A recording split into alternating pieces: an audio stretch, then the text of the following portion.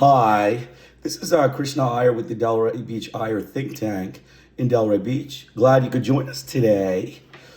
This podcast is another Hope and Folly, the United States and UNESCO, 1945 to 1985. It's a book by Preston, Herman, and Schiller.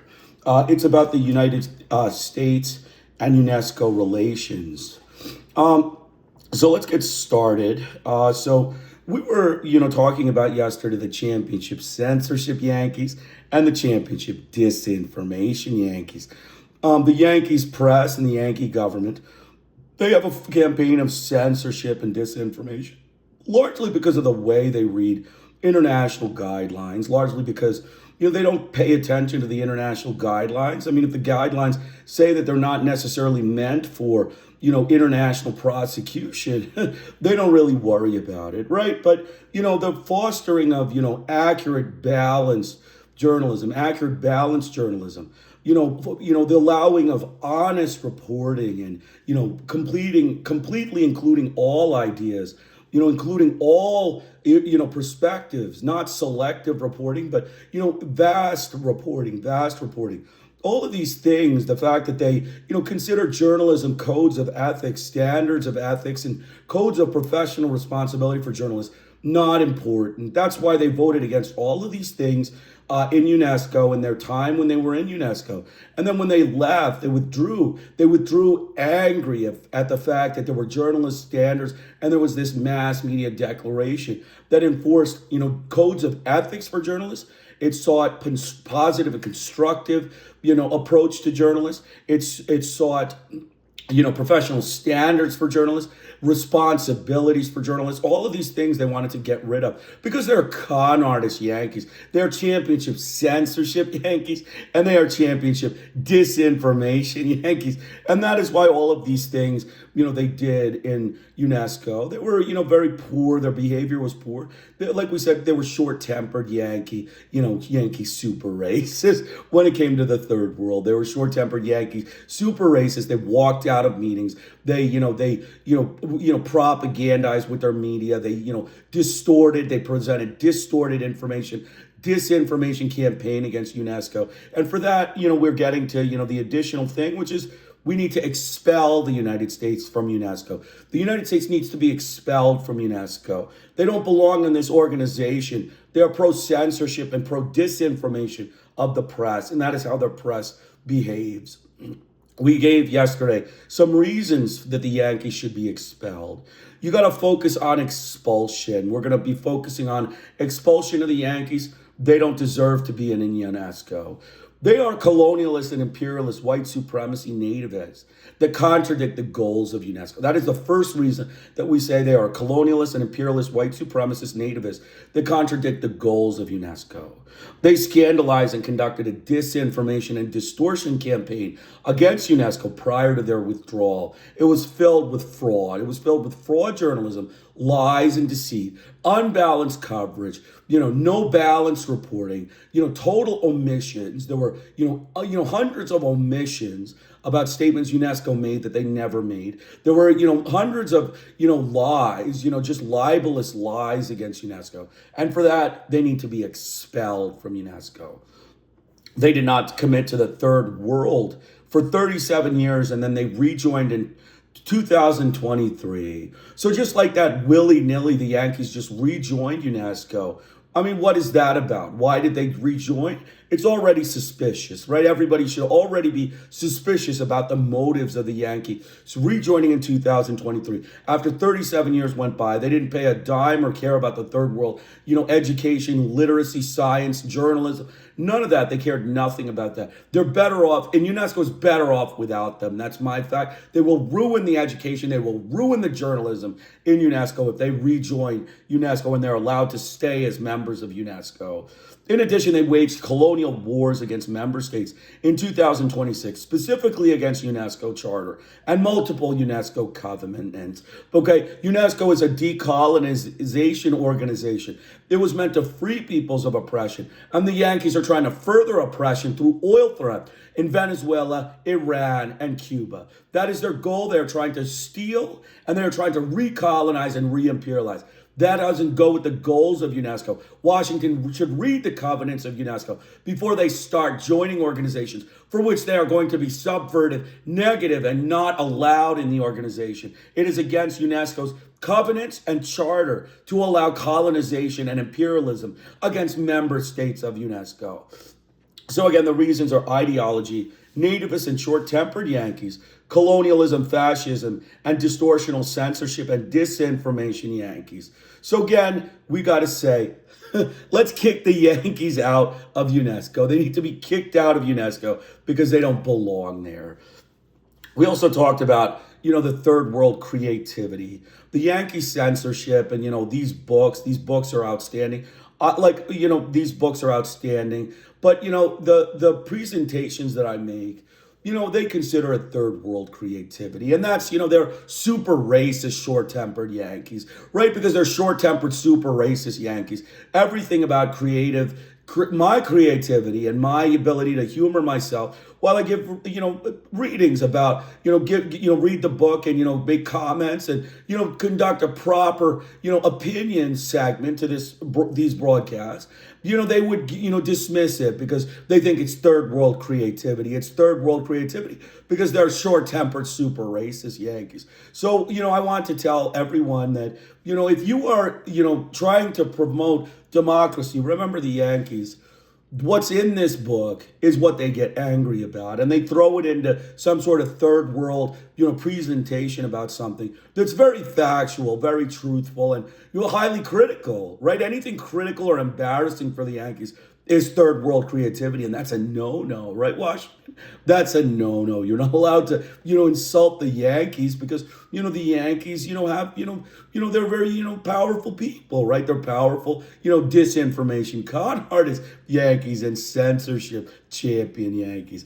So that's why, the third world creativity is why I think they remove that. They try to get rid of third world creativity.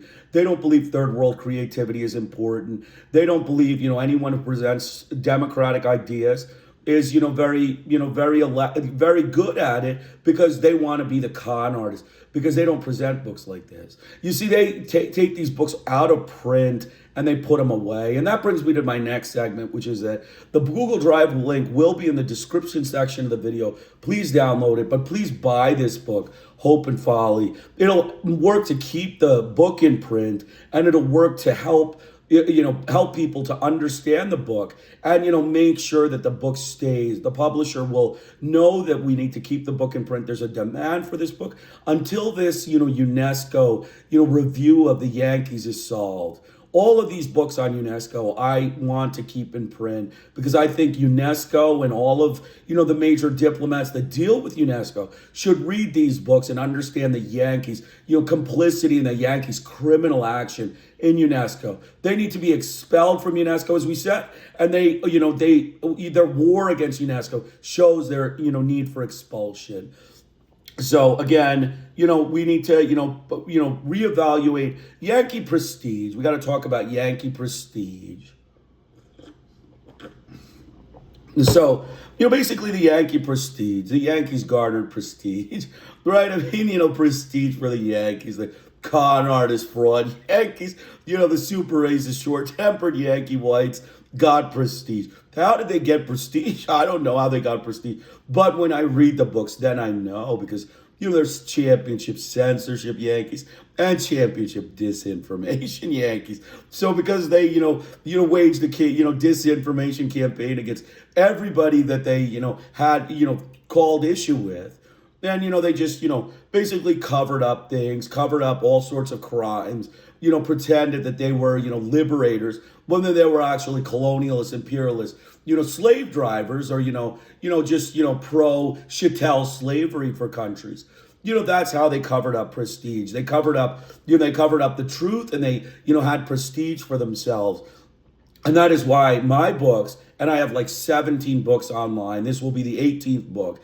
And I will continue to put books online. Every day I will be, reading part of a book and putting up the whole book online and then giving the PDF out so that you can copy and download the PDF and buy the book. I recommend buying all the books that I put out so that, you can read the stuff and, and that is meant to be a long-term review of the Yankee prestige. It's a long-term review of American prestige and the Yankee prestige so that we can understand that, these, things that they did, they're not, normal Yankees, okay? They're not normal Yankees, right? They're sadistic criminal Yankees. They are, super racist, short-tempered Yankees. Then they did a lot of bad things, the Yankees did. So let's remember that. That is the goal of these presentations, is to do a long-term review of their prestige and understand the prestige of the Yankees. So let's get started. The ethics quiz. We're going to do the ethics quiz. This is where I get to giggle. I like to giggle for these questions because, the Yankees would miss all of them. And, basically they're good to review the book. All right, so flouting of international law by the Yankees and Israel is reflective of their principles against international mediation and collaboration as bully states. Right, that's true, that's true. Flouting of international law by the Yankees and Israel is reflective of their principles against international mediation and collaboration as bully states. The Yankees are highly opposed to international mediation and collaboration. Right, that's UNESCO's goals, and they're highly opposed to those goals. Next question. The con artist Yankees protected the shaming of Israel by UNESCO in 1976 General Conference of excluding Israel from Europe, but was okay to keep the People's Republic of China out of the UN and UNESCO for 10 years, 1961 to 1971, and maintain the tiny island of Taiwan of about 100,000 people as the spokesman of 1 billion Chinese people. Right, that's correct, that's correct. The con artist Yankees protected shaming of Israel by UNESCO in 1976, because they excluded Israel from Europe. But they were okay with the People's Republic of China, a country of 1 billion people, to be out of the UN and UNESCO for 10 years, 1961 to 1971, and maintain the tiny island of Taiwan as the spokesman of the Chinese mainland, which was communist and nationalist, Taiwan was capitalist and pro-Yankee. And, they became the spokesman for whole Chinese mainland. The championship censorship Yankees always believe its own past conduct represents a historical precedent, determining the contemporary conditions it later finds objectionable, as it did in Iraq when they were committed to Iraqis rebuilding after Iraqi civilization destruction.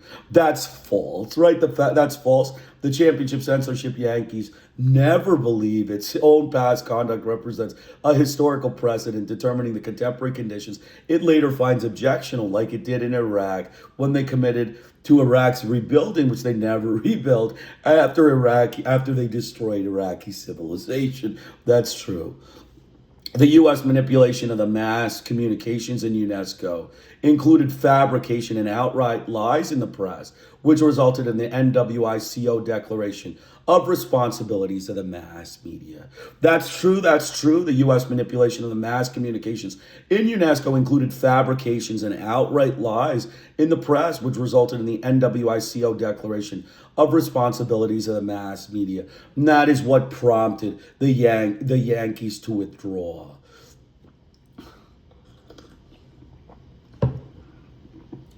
All major Yankee scholars believed UNESCO's reasonable actions against Israel made UNESCO a threat to Yankee educational, scientific, and cultural community, and felt UNESCO was a political tool of the third world. That's also true. The Yankees, believed their actions against Israel, meant that they were a threat to the educational, scientific, and cultural community of the United States Yankees, and felt the UNESCO was a political tool of the third world.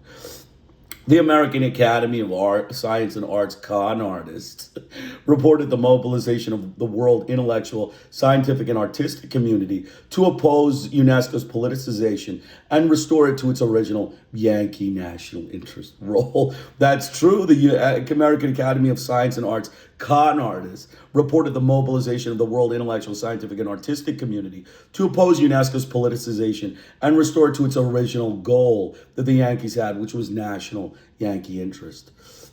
The short-tempered Yankee Congress banned further funding from UNESCO as long as the decision on Israel remained unsatisfactory to the super racists of the Yankee Congress. That's true. The short-tempered Yankee Congress banned further funding for UNESCO as long as the decision on Israel remained unsatisfactory to the super racists of Congress. That's true. The policy of using financial threat by the U.S. Congress promoted a bad Yankee habit of setting an example of financial bullying responsive to internal political dynamics that threaten the welfare and future of all international organizations heavily dependent on the U.S. position. Again, that's true. We read that yesterday. The Yankees had a bad habit of financial bullying because they're short-tempered Yankees. That's, what it is. They are, bully because they want internal political dynamics to allow them to have majority vote in a democratic organization. You're right. They don't agree with, everyone having a vote.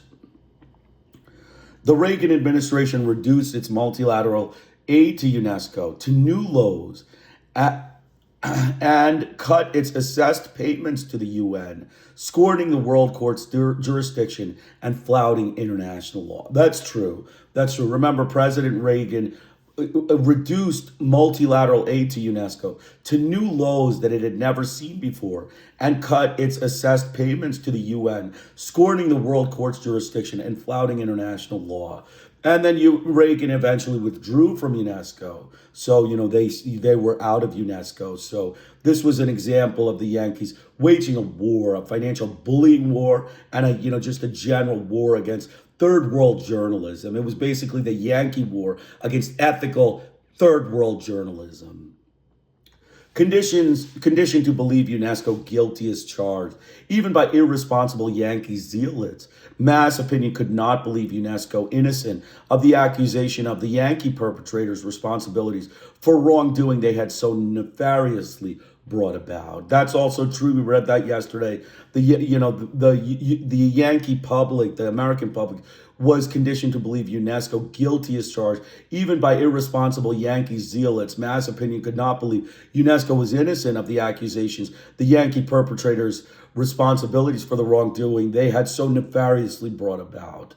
The Yankees looked for UNESCO to be a nativist organization or private Western prestigious club where super racist Yankees ruled over the less distinguished third world voting members. That's true. We read that yesterday. The Yankees looked for UNESCO to be a nativist organization, a private Western prestigious club where super racist Yankees ruled over the less distinguished third world voting members. Reagan found the mass media declaration stupid and felt free flow was Yankee white flow to third world less distinguished people. That's true. Reagan found the mass media declaration of UNESCO stupid and felt free flow was Yankee white flow to third world less distinguished people. The Yankee Championship Censorship and Disinformation Congress and media supported the Toulouse, France conference, in which the World Press Freedom Committee and its Western media allies combated the NWICL request for journalist responsibility, codes of ethics, standards of journalism, balanced coverage, and diversity in reporting. That's also true. The Yankee Championship Censorship, Media, Disinformation in Congress supported the Toulouse Press for France conference, in which the World Press Freedom Committee and its Western media allies combated the NWICO requests, which were journalist responsibilities, codes of ethics for journalists, standards for journalism, balanced coverage of journalists, and diversity in journalist reporting. That's true. Remember, the Yankee press doesn't want any of these things because they want to be championship censorship and championship disinformation Yankees. As a result of the Toulouse conference, the Yankee short-tempered Congress issued financial sanctions against UNESCO for not following the Yankee champion disinformation media free press. That's true. As a result of the Toulouse conference, the Yankee short-tempered Congress issued financial sanctions against UNESCO for not following the Yankee champion disinformation media press. The Yankees were against The Yankees were against licensing of journalists, since the control by licensing would provide ethics and professional responsibilities to journalists that the Yankees strongly opposed. That's true. That's true. The Yankees were against licensing of journalists because that would require ethics and professional responsibilities for journalists. They strongly opposed that because how would they be able to, take over countries and, basically, imperialize? The U.S. mass media took the initiative of a united stand against the campaign of the Third World and the Soviet bloc to give UNESCO authority to develop an ethical, balanced, diverse, and truthful mass media. That's true. The U.S. mass media took the initiative of a united stand against the campaign of the Third World and the Soviet bloc to give UNESCO authority to develop an ethical, balanced, diverse, and truthful mass media. They were hard line against that.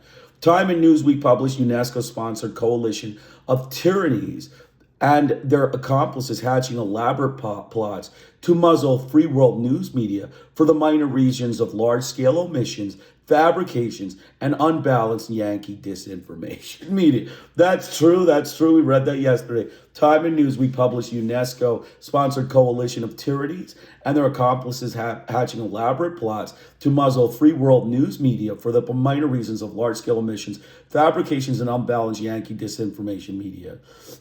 When reviewing the Yankee position on UNESCO in 1981, the Yankee con artists ignored past political abuse and misuse of UNESCO by the U.S. government, ignored the realities of their own past colonialism and racism, and falsely attacked UNESCO for violating budgetary norms and administrative incompetence, government financial waste, and government inefficiency, traits more characteristic of the Yankees than UNESCO. True, we read that yesterday, government inefficiency of $424 billion could pay for 1,000 years of UNESCO membership. So that's true. So let's get started. We're starting with the termination operation. We're going to go to the end of the section. I'm not going to make any comments until we reach page 180. It'll be 184, and then I'll make my comments because that's the whole section. Although UNESCO's photograph and fingerprints had not been circulated for display in U.S. post offices as a most wanted public enemy, it had attained that status in the notoriety of the media had instigated. And the Reagan administration, aware of that favorable climate of opinion, could now move on to more aggressive measures. The candidate chosen to head the termination phase of the operations was a young right-wing political advancement man named Gregory Newell. With close connections to and backing from the White House, Newell became the Assistant Secretary of State for International Organizational Affairs, with an apparent mandate to deal with UNESCO. His office thereafter became a headquarters of hostility to the UN and UNESCO, with which the Heritage Foundation staff could share outlook and policy proposals. In the view of those who have followed the final stages of the U.S.-UNESCO relationship, Newell's appointment represented a preordained decision to pull out. It was simply a matter of building a dramatic climax for the entertainment of the audience and extracting an Aristotelian lesson from the tragedy. At any rate, the ideologue had charge of the production, and his direction of it apparently had but one end in view.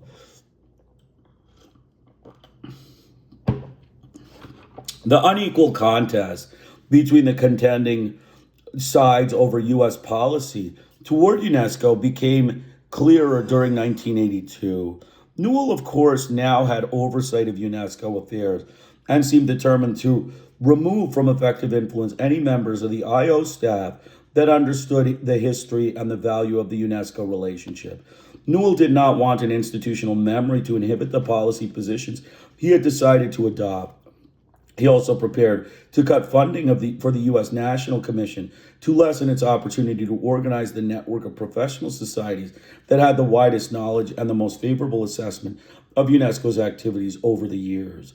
At a later date, he apparently disrupted and destroyed the accumulated files of the 40 years of the Commission's life, obliterating its own history in the process, a preemptive form of historical revisionism, not congenial to the free flow of ideas.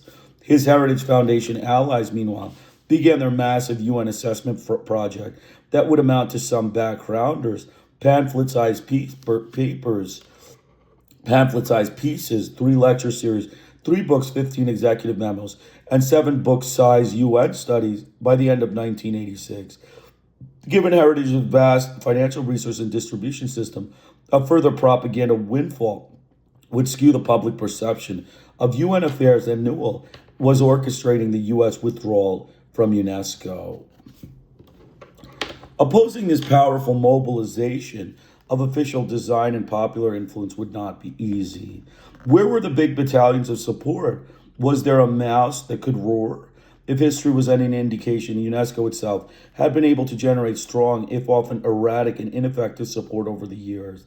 Would there be an Archibald MacLeish, a William Benton, a Charles Frankel, or a John F. Kennedy, now that UNESCO needed him? And would the professional, intellectual, and academic community be able to offset, the Heritage Foundation and Conservative Alliance with its mastery of public realities? There was even an outside chance that the UNESCO Bureau and certain congressional staff might commence a small, concerted foray of fact-finding and expose the truth. If they did, one major obstacle still remained. What major media outlet would publish and disseminate it? That question did not seem to have a high priority among the pro-UNESCO activists. They remained philosophically committed to the free market of ideas their opponents had already abandoned, and therefore they conducted their campaign as though a fair-minded, reasonable evaluation of the issues would somehow automatically reach a wide audience and influence policy. Nor did they seem to realize that their considerations for the pros and cons of the U.S. participation in UNESCO simply provided an additional hearing for the cons, since the pros were essentially DOA, dead on arrival, in the then unfavorable marketplace supposedly open to all. Like the tree falling in the woods with no one present to hear it, the favorable recommendations to stay in UNESCO kept crashing down on the public consciousness with a thundering silence.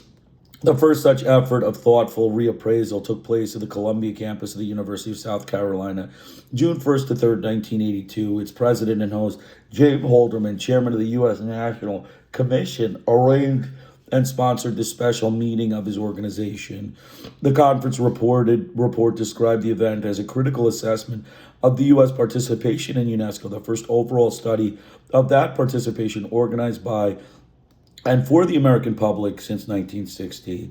Of the 150 individuals from the academic, business, and government committees, including the U.S. Congress, it received invitations. 93 attended.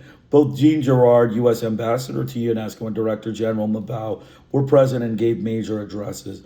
A historical overview panel, community by experts, and discussions among 5 working groups completed the thorough agenda and meeting had been called to conduct. At the end came a unanimous recommendation by all 5 groups that the United States not only continue to remain a member of UNESCO, but that the effectiveness of U.S. participation in the work of the organization be increased. It was a rallying cry of advance and determination.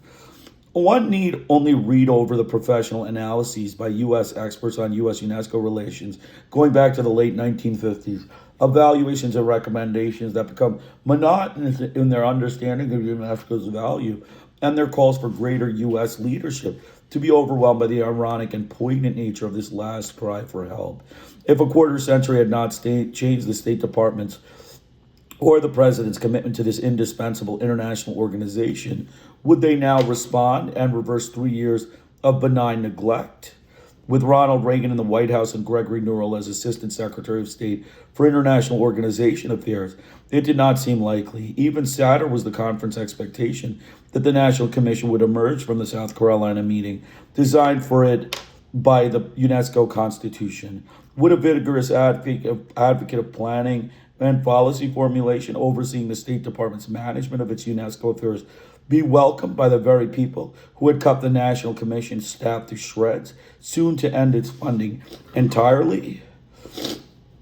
What then did the critical assessment mean? How does anyone interpret the event without dismissing it as a cynical charade and distraction from more covert purposes elsewhere? A historian is fascinated by the millenarian aspects, the assembled throng awaiting the second coming of international cooperation like the true believers they were. Certainly the published report represented the finest short collection of material on the UNESCO experience and the involvement in it that can be found. And there were other valuable documents as well. Mabao's inspiring evocations of UNESCO mission, his summary of achievements, and his clarification of the issues that had been distorted by the controversy, and the surprising testimony to some of UNESCO's activities of Jean Girard, who became a determined phase for withdrawal.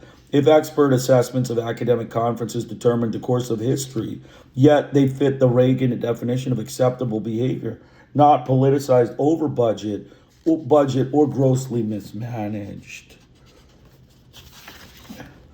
Published as number 9287 by the State Department that fall, a critical assessment in all its comprehensive and spirited coverage of UNESCO's full dimensions did not make front page news. The whole complex story rarely does, nor did it apparently have any influence on policy.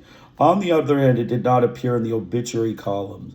The news that UNESCO did make in November 1982 represented instead the return to coverage as usual by mass communications professionals who attended or wrote about the fourth extraordinary session of UNESCO's General Conference, which met to adopt the medium-term plan for the succeeding years. Analyzed by George Gebner, Dean of the Annenberg School of Communications, and reviewed by Ed Herman in this book, the press attention to the manifold business of the meeting was inadequate, biased, misleading, and superficial, and as usual focused on NWICO issues, as they were the only subject on UNESCO's agenda.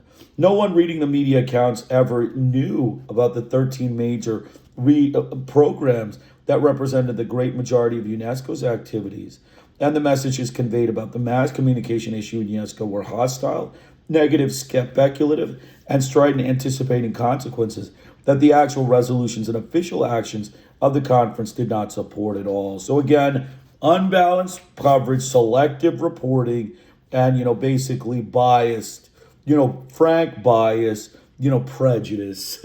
The Yankees, super racist media. When 1983 began, the last year before withdrawal announcement in late December, the patterns that would determine the decision had become well established. Perhaps the most important involved the contest between truth and propaganda, and a second significant aspect concerned with the relative status of education, science, and culture as opposed to that of mass communication. Ever since UNESCO's founding, these two struggles had characterized the setting for U.S.-UNESCO relationship and for the management of the United States' own cultural relations. It should not be forgotten, of course, that the U.S. initiative led by William Benton had introduced mass communications as one of the four main objectives of UNESCO. UNESCO had responsibility. And propaganda had clashed with culture ever since World War II as opposing strategies in the U.S. foreign policy approach toward other countries. No critic had analyzed the contrasting goals and values of these two dissimilar projections of the national interest more intelligent or fully than Charles Frankel in the 1960s. His plea to upgrade cultural relations and insulate them from the public relation, image-making, self-serving nature of the propaganda sector had not succeeded in elevating the educational, scientific, and cultural dimensions of U.S. foreign policy to their rightful place. The same dynamic competition, of course, overtook UNESCO in the 1970s when mass communications increasingly absorbed the attention of the member states, reacting against the very dominance it had achieved as a public and private purveyor of U.S. culture and values. Since education, science, and culture had consistently lost out to mass communications, and the latter had remained the favored instrument with which to project the national interest, the outcome of their struggle in 1983 had, in a sense, already been decided in history. Regardless of the benefits the former might bring the U.S. or the world, regardless of UNESCO's achievements in these areas, their status and significance could not compare with the favored image and power of mass communications. The advocate of UNESCO and its contributions in ESC, therefore, had no more influence than they had in promoting those areas within the State Department, nor did they have any ability to influence men's minds on a scale comparable to that of the mass media. Although they had the backing of the truth, there was no advantage over propaganda in the war of ideas. But they did continue to fight for UNESCO, establish a record of its positive contribution, and rebut the disinformation that appeared in the columns and editorial commentaries of the mass circulation press. In early 1983, two events gave the pro-UNESCO group a reason for regarded optimism that the U.S. could still adjust in its differences with organization and remains a member. One of them should not have been trusted. On a February 3rd meeting of the U.S. National Commission, Gregory Newell told the gathering that he fully supported the conclusions of its 1982 Critical Assessment Review, namely that the U.S. remain a member and upgrade its participation. His statement was consistent with the government's action at UNESCO's Extraordinary General Conference session the previous November, when it had been part of the consensus approving the medium-term plan and 1984 to 1985 program. But it was not consistent with the purpose of his appointment or the actions he had taken toward the USNC. The second and more dramatic indication of support for UNESCO came from the State Department. Because of the board amendment, it had to file reports concerning UNESCO's treatment of various mass communication problems that could have brought about financial sanctions. Had this analysis received widespread publicity, it would have recast the terms and tone of the UNESCO debate and even made the withdrawal more politically hazardous. The judgment rendered by state mainly cleared UNESCO of the charges against it and declared that if it a fit member of the UN community worthy of the government's continued involvement. Apart from any other considerations about their value, UNESCO and its programs, for the most part, contribute to a broad U.S. foreign policy goals, in particular educational, scientific, and cultural U.S. interests, the executive summary declared. And the highly controversial activities, it noted, related to a minority of UNESCO's programs, 8% at most. Even in the communications area, the department concluded that UNESCO is not, at this time, implementing any policy or procedure prescribed by Section 109A of Public Law 97-241. There were many UNESCO communication programs that do not pose any problem for the U.S., and the U.S. and its allies had defeated some anti-free press ideas and programs. The licensing of journalists had disappeared from UNESCO agendas, while the Secretariat had recently taken over a range of issues to avoid initiatives which might lead to a confrontation with values and interests of importance to the U.S. and other democratic countries. That sounded like a clean bill of health, and the final conclusion confirmed it. Reviewing the Second World Conference on the Cultural Policies held in 1982, the executive summary indicated it did not adopt the resolution critical of the U.S. cultural industries and did not endorse the principle of the free flow of information. These developments, the report indicate an improved atmosphere within UNESCO toward U.S. free press values. In addition to dispelling the myths of the media fostered about UNESCO's Soviet-led threats to world press freedoms, the State Department review also treated the politicization issue in a much calmer manner. U.S. interests are generally well served by UNESCO's programs, it stated, which are, for the most part, non-political and which can most effectively be pursued through international cooperation. While mentioning the Arab-Israeli conflict, it noted that the problem was resolved and no further challenge had occurred. Even the budget and management issues seemed not so serious. Although UNESCO had not yet met the U.S. insistence on no budgetary growth, the next projection had held to 4 to 6%, and management reforms were underway and evaluation procedures had improved. This assessment agreed with a U.S. General Accounting Report of 1979 that concluded, "We regarded management procedures to be unique and forward-looking compared to other UN agencies examined, and further as having the potential for improving the effectiveness of U.S. participation in UNESCO. After closer study of UNESCO planning and budgeting processes, we believe they are conceptually sound and permit progress toward improved disclosure of program aims and their financial implications for member governments." At the time it was issued, the State Department's Bureau of International Organizational Affairs considered to be fair and accurate. In February 1983, the withdrawal seemed ridiculous to the authors of the report to Congress. In a section on U.S. goals and objectives, they found UNESCO to be a major forum for U.S. multilateral diplomacy to promote U.S. and Western values and methods, particularly in the Third World. The national interest would be best protected by participating vigorously to avoid conceding the ideological political struggle within UNESCO to those with opposing ideals, which could contribute to a world environment increasingly hostile to U.S. interest. A sense of opportunities to shape the world education, scientific, and cultural development, and win acceptance of the U.S. methods and values in those areas through membership in UNESCO permeated the analysis, and U.S. proposed norms and standards had been and would continue to be established and accepted internationally, the report suggested. Nor were the detailed economic benefits the U.S. gained from its membership ignored, including UNESCO spending 40% of the value of the U.S. dues in the United States. That the U.S. could be an effective influence of UNESCO was not just a State Department pipe dream, in spite of the years of indifferent success at the Fourth Extraordinary General Conference in November 1982. It had, in fact, negotiated some 50 amendments to the draft communications program, which succeeded in numerous free press, free flow activities being recognized and established as goals.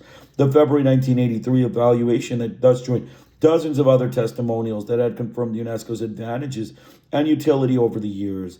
The U.S., oddly enough, was guided to its withdrawal by signposts that confirmed the importance of staying in. Pro-UNESCO advocates may not have been able to withstand yet another favorable notice that year.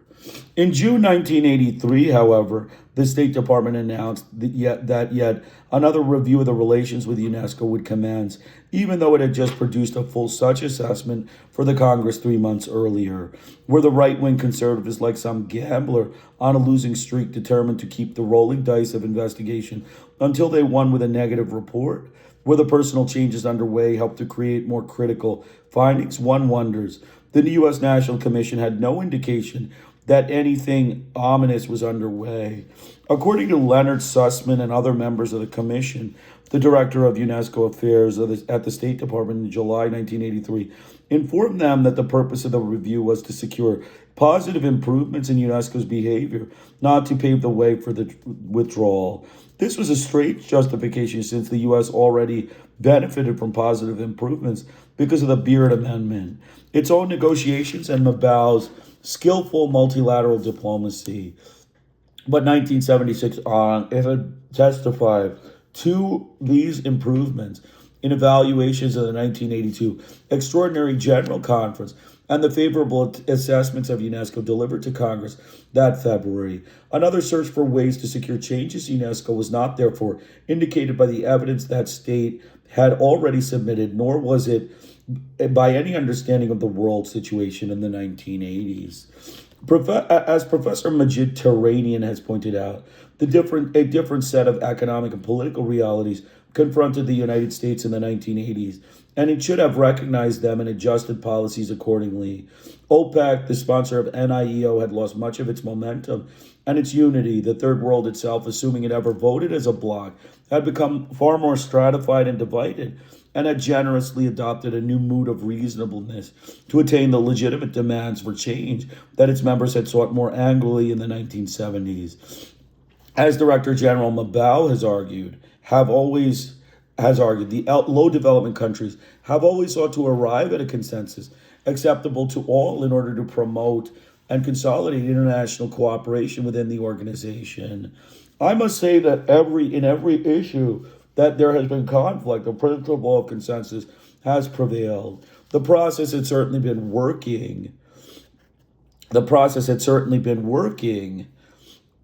Since 1976 in the give and take of the negotiations over the NWICO.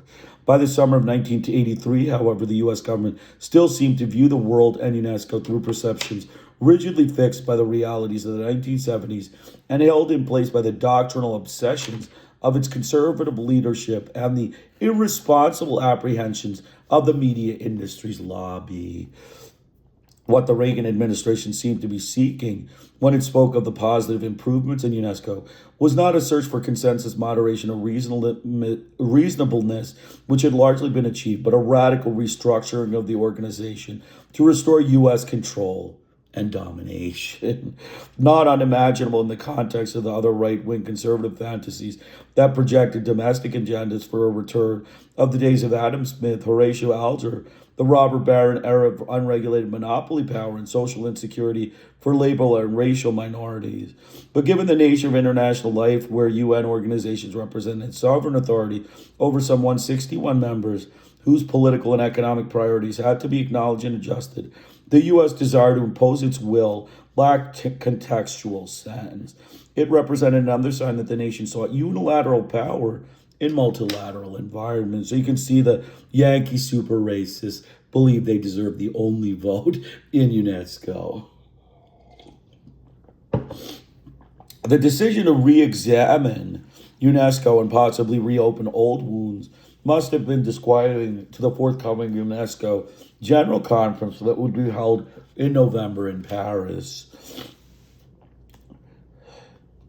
Much of the State Department's maneuvering was, of course, common knowledge at UNESCO, whose staff must have wondered what was coming next. In July, Jean Girard and Gregory Newell met with Director General Mabao, and according to Go Whitlam, then the Australian ambassador to UNESCO and a member of its executive board, delivered an ultimatum to Mabao.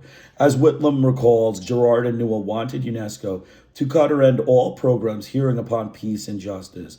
Although those fields are at the core of the organization's constitutional mission, the conservatives in the United States had always regarded them as Soviet initiatives and propaganda, and UNESCO programs were further convinced and UNESCO's programs then further convinced them that the organization had been politicized and was conducting activities extraneous and irrelevant to the technical functions. The Director General could not, of course, disregard his constitutional mandates unless the executive board of the General Conference authorized him to do so. He told Gerald Newell they should make the case there rather than bring covert pressure to bear upon him. Mabao might also have asked them if they thought UNESCO should support the free market of ideas. So we're talking, you basically,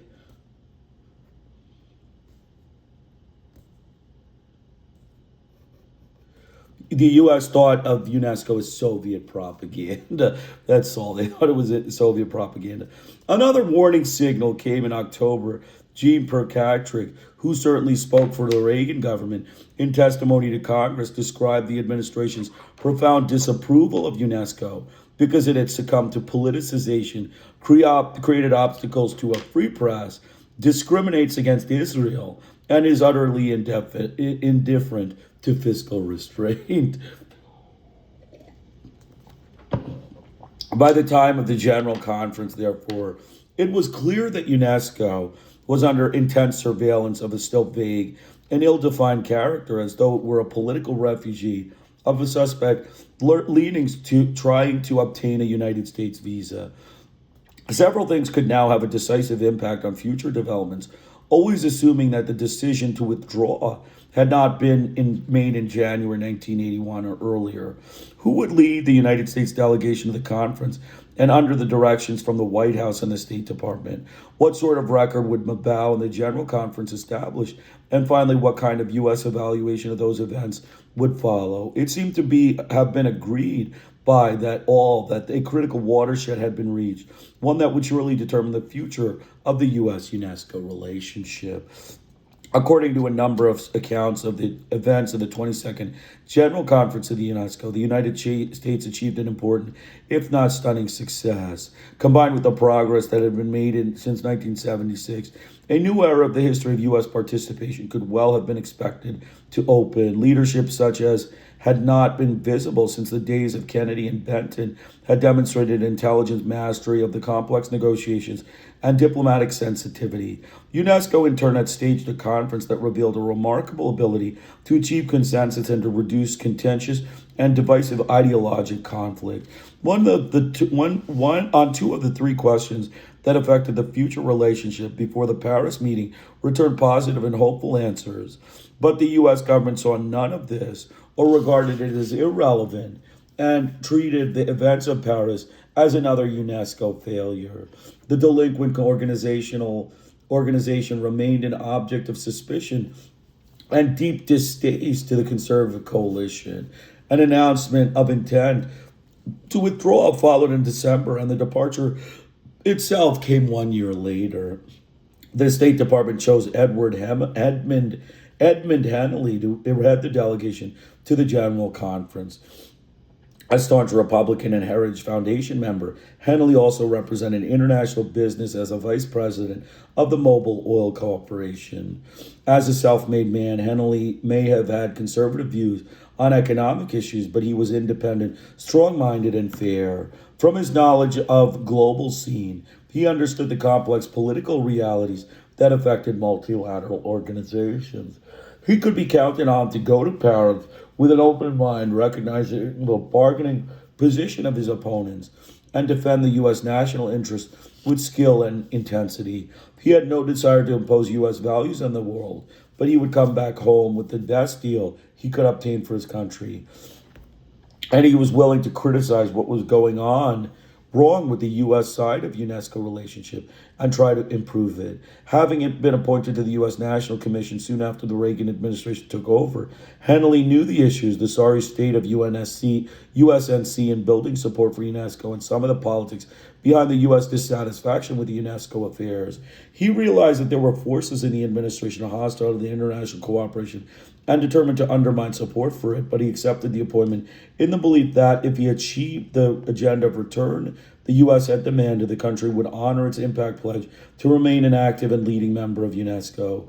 It is clear that he never would have represented the United States had he known that the withdrawal had already been wired by Newell and his White House allies, so the administration's participation in the conference was simply a showcase over a preordained decision. He would come to regard his experiences at Paris, the repudiation of his efforts and post-conference assessment, and the timetable for withdrawal as indicators of just such a misleading scenario. While there were some duds and political ideologues in the delegation Henley led, he considered it overall to be a strong and experienced one. Still, he alone gave it the character and direction that returned such favorable results for the United States. Data Heritage Foundation Maverick rededicated his country to the international ideals of UNESCO as the relationship was about to end, gave the departure an ironic, implausible context. Henley's plenary speech and his leadership did just that. Not that he neglected the policies the U.S.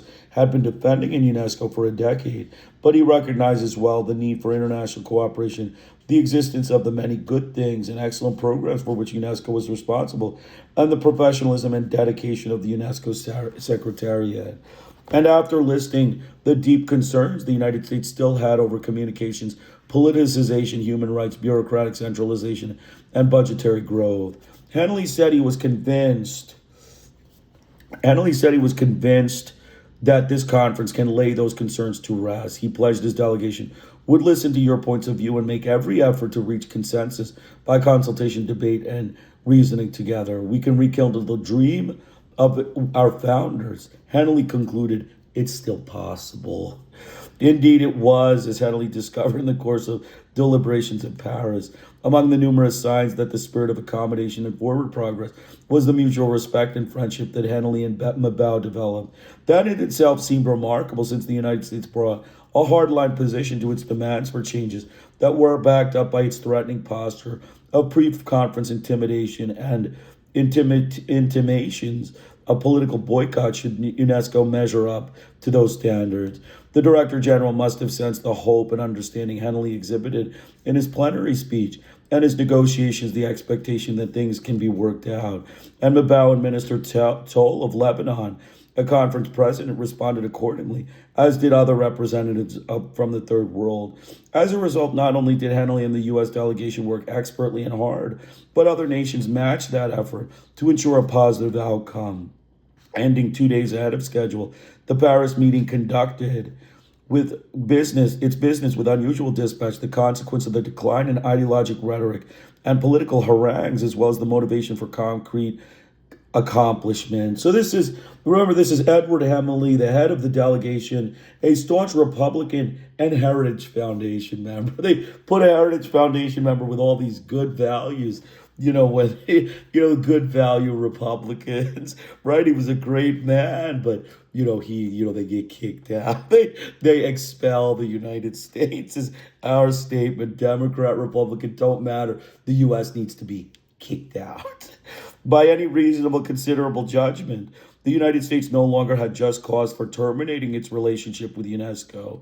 It had not attained every one of its goals, however, since the other 160 countries had a hand in the outcome. But in the few weeks the meeting encompassed, there had been a greater adjustments in attitude behavior than, say, the United States had achieved in reforming the foreign cultural relations of its own State Department over 20 years. There would be an inevitable catch-22 reaction by right-wing conservatives in the U.S., of course, since they would always be able to denigrate the reform efforts as a contrived, meaningless, momentary response to stave off the impending punishment the U.S. had promised. UNESCO changes supposedly had neither substance nor the guarantee of future commitment to the new era of tranquility and consensus. The paranoid view of UNESCO as an unredeemed and potential offender would have entailed its lengthy parole under right-wing surveillance and would have been fully rehabilitated only when it met the ideologic preconceptions of a national political minority. And that was an absurdity on its face. Edward Hemley, on the other hand, offered results and an opportunity for continuing progress. His assessment of the conference listed in its details the evidence of his optimism. It had been among the least politicized and the most conservative from the U.S. point of view in recent memory. In fact, it obtained the most positive results in 10 years. As he advised the USNC, Israeli credentials were not challenged. Anti-Israeli rhetoric was muted or non-existent. Soviet peace propaganda was contained, and the debate on Grenada represented a plus for the United States.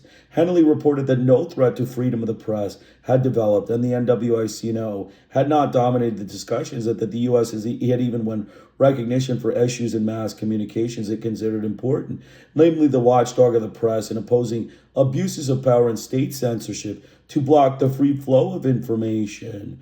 On the plus side, the delegation leader mentioned, in addition, a U.S. favored distinction between individual rights and concepts such as people's rights that was to receive further study. The watering down to the point of inoffensiveness of draft Resolution 14 that purported to establish international codes of conduct for multinational corporations, favorable positioning of the U.S. representation on all 5 major committees, including the one on informatics, and the election of the U.S.-backed candidate as president of the executive board, with Ambassador Jean Girard elected as vice president of it, and has already suggested a non-polemic and business-like atmosphere throughout the meetings. On the crucial budget issue, the U.S. did not achieve the zero targeted growth, but the Nordic Compromise reduced overall UNESCO spending for the next 2 years by $12 million. And the Director General recognized the validity of U.S. principles and positions on budget matters. Not only did these victories represent solid and skillful diplomacy by the U.S. at drafting and negotiating sessions, they also signified a sustained leadership by Mabao that made possible those concessions to the U.S. interpretation of UNESCO priorities. Mabao clearly must have played a large role in the dramatic movement on such issues as the budget. Henley's analysis of the minus side of the U.S. balance sheet suggests what Mabao and UNESCO had accomplished for the United States position did not all win earlier enthusiastic support even in the West. Because the zero growth rate figure had not been reached, the Reagan administration ordered a U.S. no vote to the Nordic Compromise, the sole negative vote that was cast. On the location of the next General Conference site at Sofia, Bulgaria, the U.S. opposition lost again, this time by 98 for 22 against and 8 abstentions.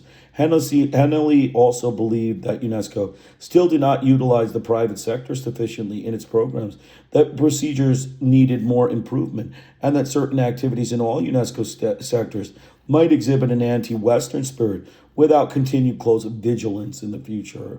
Concluding the conference that had been a clear plus for the U.S., Henley's survey of results assumed that a new beginning had been made. If the same vigor was applied again, much more progress can be made. Most, if not all of the Western allies registered their strong approval of that view. The Israelis in particular wanted the U.S. to stay in. So did the CIA and the USIA, the CIA propaganda. They wanted to ensure, UNESCO's CIA propaganda. And it was not just because of the conference achievements. On the outside, as Hennelly well knew, the United States could not defend Israel, take advantage of the world's scientific collaboration, form and influence educational, human rights, and information policies, spread its values, and gain access to the markets created by UNESCO activities. And Hennelly did not count on other Western nations to defend economic advantages to the United States had gained through UNESCO if it abandoned the field to them. Ambassador Jean Girard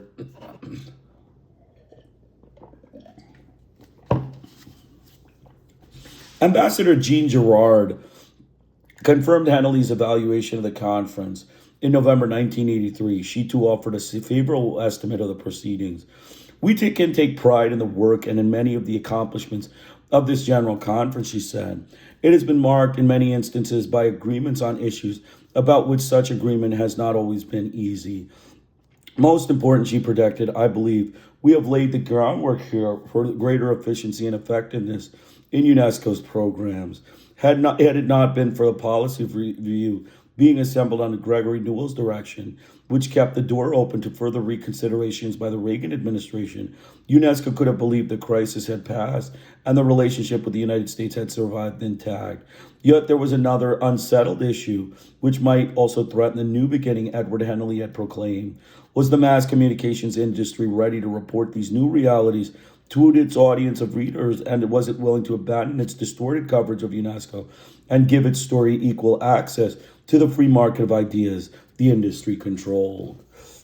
On November 8, 1983, meanwhile, while the 22nd General Conference was meeting in Paris, the USNC wrote its response to the policy investigation Newell had initiated that June, still assuming that the purpose had rational objective in evaluating the costs and benefits of U.S. participation.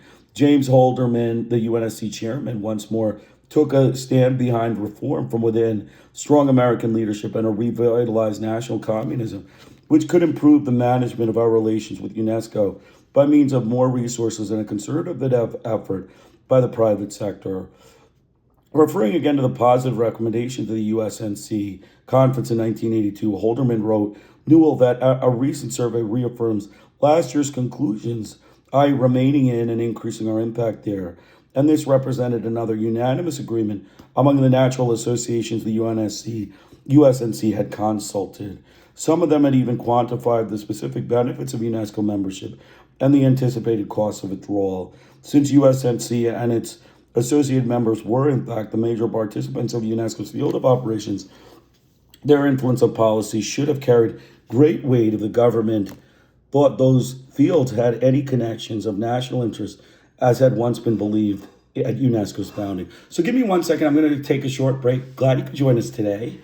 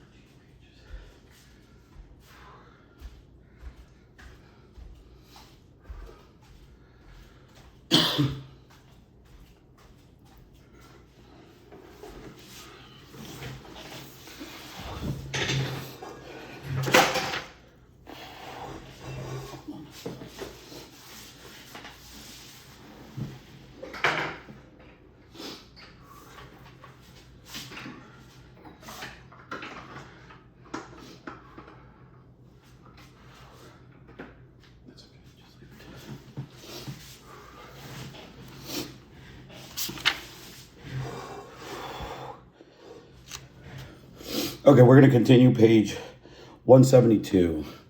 Educational, scientific, and cultural affairs had, of course, little meaning to the conservatives managing the attack on UNESCO. By mid-December, the withdrawal had been set in motion, an act that disregarded the results of the 22nd General Conference, Henley's unfavorable assessment of it, and the substance of the latest internal UNESCO policy review. The National Commission recommendations apparently had no influence at all once the government decision had been announced, adopted by the Reagan administration in the face of a decade-long UNESCO failure to reform. The three themes that formed the basis for the withdrawal decision had an extraordinary appeal to the political culture in the United States. Simply to grasp, emotionally appealing and framed without regard to the history or the complexities behind the U.S.-UNESCO relationship, these slogans took command over the marketplace of ideas, almost without opposition. As Senator McCarthy had known, reckless accusations smearing the reputation of the victim in a campaign of innuendo and deceit resisted almost any rebuttal, especially when the charges made the headlines and framed the nature of the news. In this case, that as Ed Herman indicates in his analysis below, the media accepted the government line as the truth and carried almost no alternative interpretations. Given their own self-interest, they probably had little interest in doing so. The trio of charges described by Newell as a persistent pattern were irrelevant politicization of the programs that should be its most important, and endemic hostility toward the basic institutions of a free society, especially a free market and a free press, and the most irresponsible and unrestrained budgetary expansion of the United Nations system. Withdrawal would not bring any adverse consequences to the United States.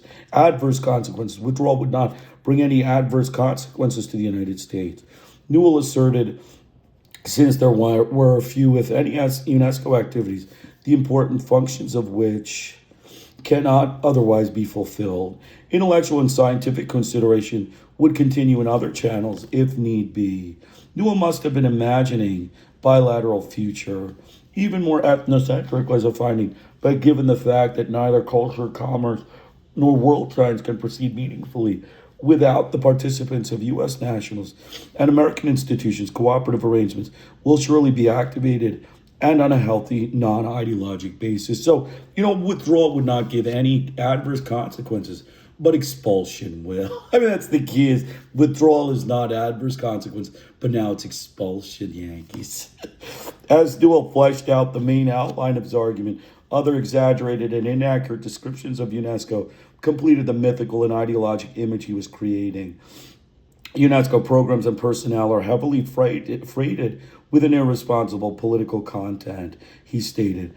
Disarmament studies claiming they were no proper concern of UNESCO had a pro-Soviet bias or were naive and simplistic. Human rights had been infected with Soviet and status concepts of collective rights. Anti-Israeli attitudes were deeply rooted. UNESCO parroted the product of an extreme and unproductive posturing on South African issues. The U.S. was regularly pilloried at UNESCO, which was resoundingly hostile to our ideals. The NEIO and NWICO represented a compulsory status, Orwellian nightmare, complete with Big Brother and atrocious management, was to be made worse by personnel practices favoring the disadvantaged and ex-colonial states. Evaluating his own review as unprejudiced and not indicating the positive recommendations it contained, Newell claimed he had made good faith effort to change UNESCO and failed. Experience shows, he concluded, that the United States cannot change UNESCO substantially if it remains a member. Since conservative ideology and a unilateral definition definition of the national interest seemed to be the consuming passions of Newell's global vision, he dismissed the foreign policy costs as minimal, did not care what other countries might think or do, and believed the actions would have a salutary effect on the UN system agencies. Regarding the educational, scientific, and cultural community as simply another special interest, Newell argued, like any other such domestic lobby, would have to give way to the national interest. Lawrence Eagleburger, through whose office the memo traveled to Schultz, had a more restrained, even cautious evaluation and recognized that some serious negative consequences would follow U.S. withdrawal, especially the inability to pose international standard setting, rebut the radical concepts in various areas, contain Soviet influence, and defend Israel. Nor was he at all certain that alternative strategies for collaboration in UNESCO fields would be easily discovered. Rather, that task would be a major undertaking. In the end, while finding the decision to withdraw a close call, Eagleburger recommended it should proceed, but unlike Newell, left the door open to cancel the planned exit if UNESCO adequately reformed itself during the coming year.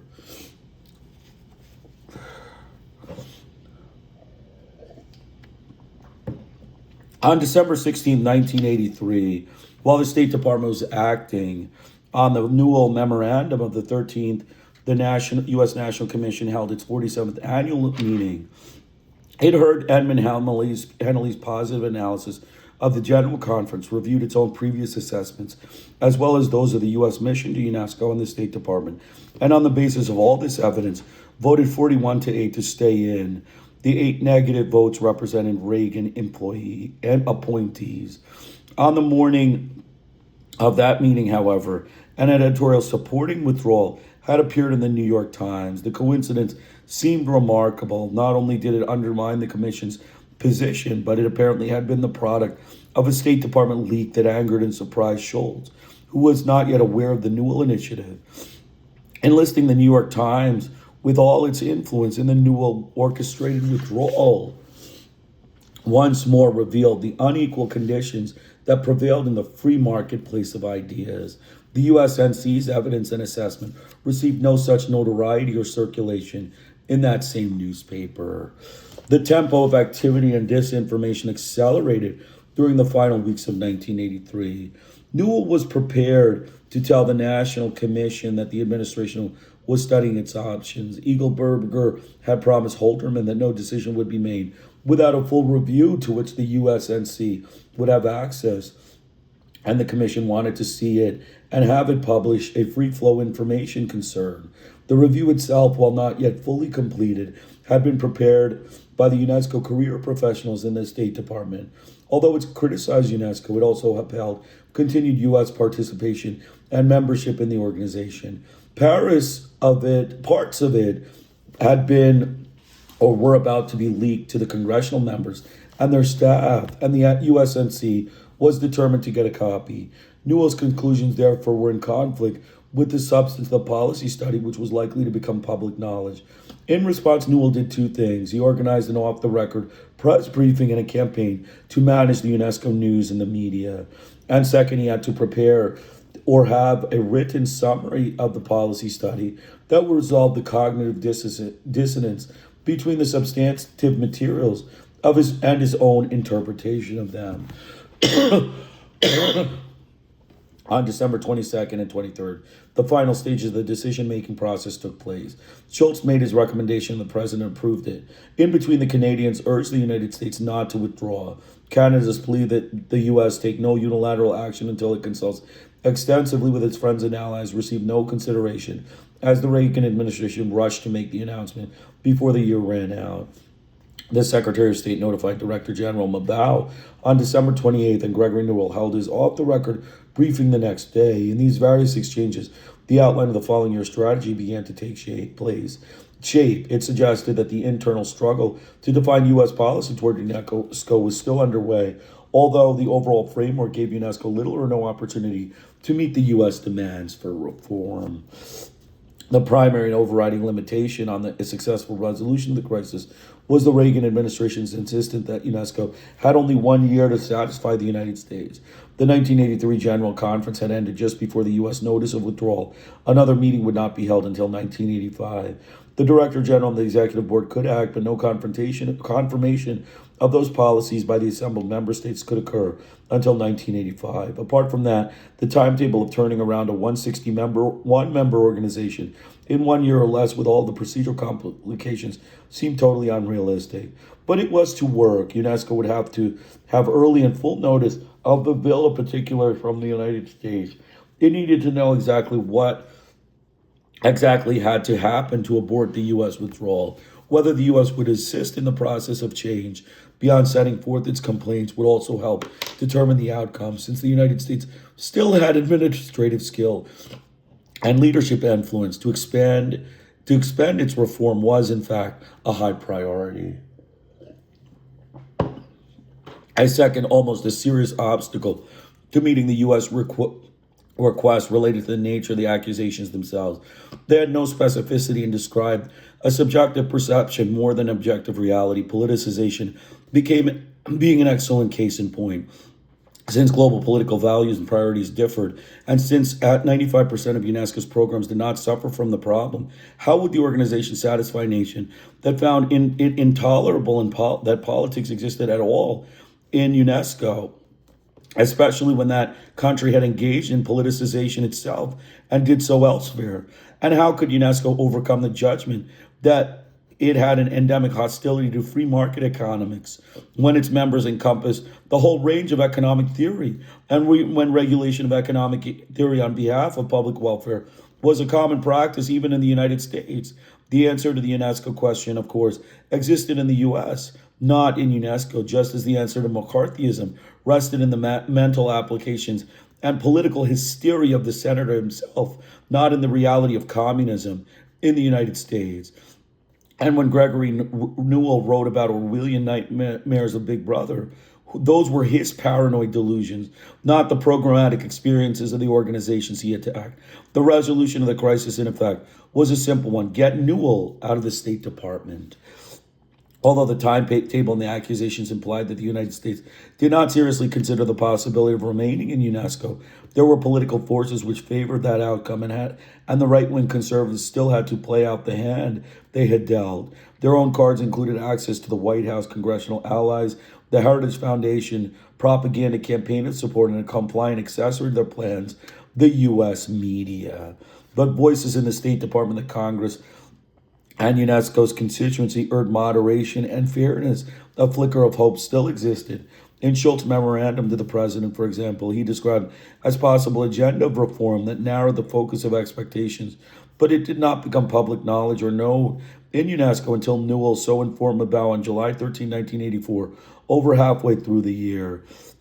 The minimum changes Schultz set forth were these: assurances reinforced by structural procedural changes that political diversions will be curtailed, concrete movement toward changes in the structure of UNESCO to eliminate suppression of the minority, U.S. and Western views, and management and budget procedures that will produce genuine program evaluation and fiscal integrity. Whatever these meant in detail and whether they were reasonable is not the question here. They at least gave notice of a minimum. Should we see progress, Schultz advised, reconsideration might be recommended. Undersecretary Eagleberger, meanwhile, proposed a monitoring panel to evaluate the reform process and act as a brake on the rush to withdraw that Newell was pushing ahead. James Holderman became its chairman, but the original purpose quickly disintegrated when Newell succeeded in stacking it with a pro-administration majority hostile to UNESCO. Robert McFarlane's reply to Schultz on December 23 also called for a review panel and, more important, urged the State Department to expend every effort to effect meaningful changes over the next year in UNESCO. In doing so, McFarlane said that the president wanted Schultz to consider significant upgrading of our representations in UNESCO and begin appropriate notification and consultations with our allies and interested organizations. All this apparent open-mindedness contrasted with Gregory Newell's assertion in his December 29th press briefing that UNESCO was incapable of making the necessary changes. He certainly seemed unwilling to help it do so, for his Bureau of International Organizational Affairs took 2 months to justify withdrawal and refused to participate on the 13-member temporary committee the executive board had established to promote essential changes. Ambassador Jean Girard now took a similar line. In May 1984, she told the UNESCO Executive Board that the U.S. government would not define the terms of the negotiation when we are not negotiating. And Deputy Assistant Secretary of State for International Affairs Jean Bergos explained that we have not and do not intend to present UNESCO with a formal list of demands, as we believe the UNESCO reforms are a matter between the body member states and the Secretariat. These conflicting approaches to the issues of instituting appropriate change within UNESCO suggested that IO was stonewalling and subverting a higher level decision for the United States to take an active role in influencing the preferred outcome in the organization, and was probably protected in this by allies in the White House. This strategy risked discovery, however, by leaks, congressional disclosure, or investigative reporting by the press. On January 23, 1984, the London Guardian's Washington Bureau representative revealed the discrepancies between Newell's summary and the analysis of the State Department U.S. UNESCO policy review and its overall conclusions that evidence did not support the case for withdrawal. Although Long Island's Newsday carried the story, the major U.S. media did not run it. But editor and publisher on February 4th did expose a Newell plan to manage the information that would reach the public about UNESCO issue, citing a December 16th 1983 confidential memorandum. The Trade Weekly said the State Department attempted to wage a campaign to manipulate the press in order to generate public support for its recommendations that the United States withdraw from the United Nations Educational, Scientific, and Cultural Organization. According to the secret memo, Newell had planned a strategy of withdrawal, which included planting friendly articles and letters to businesses,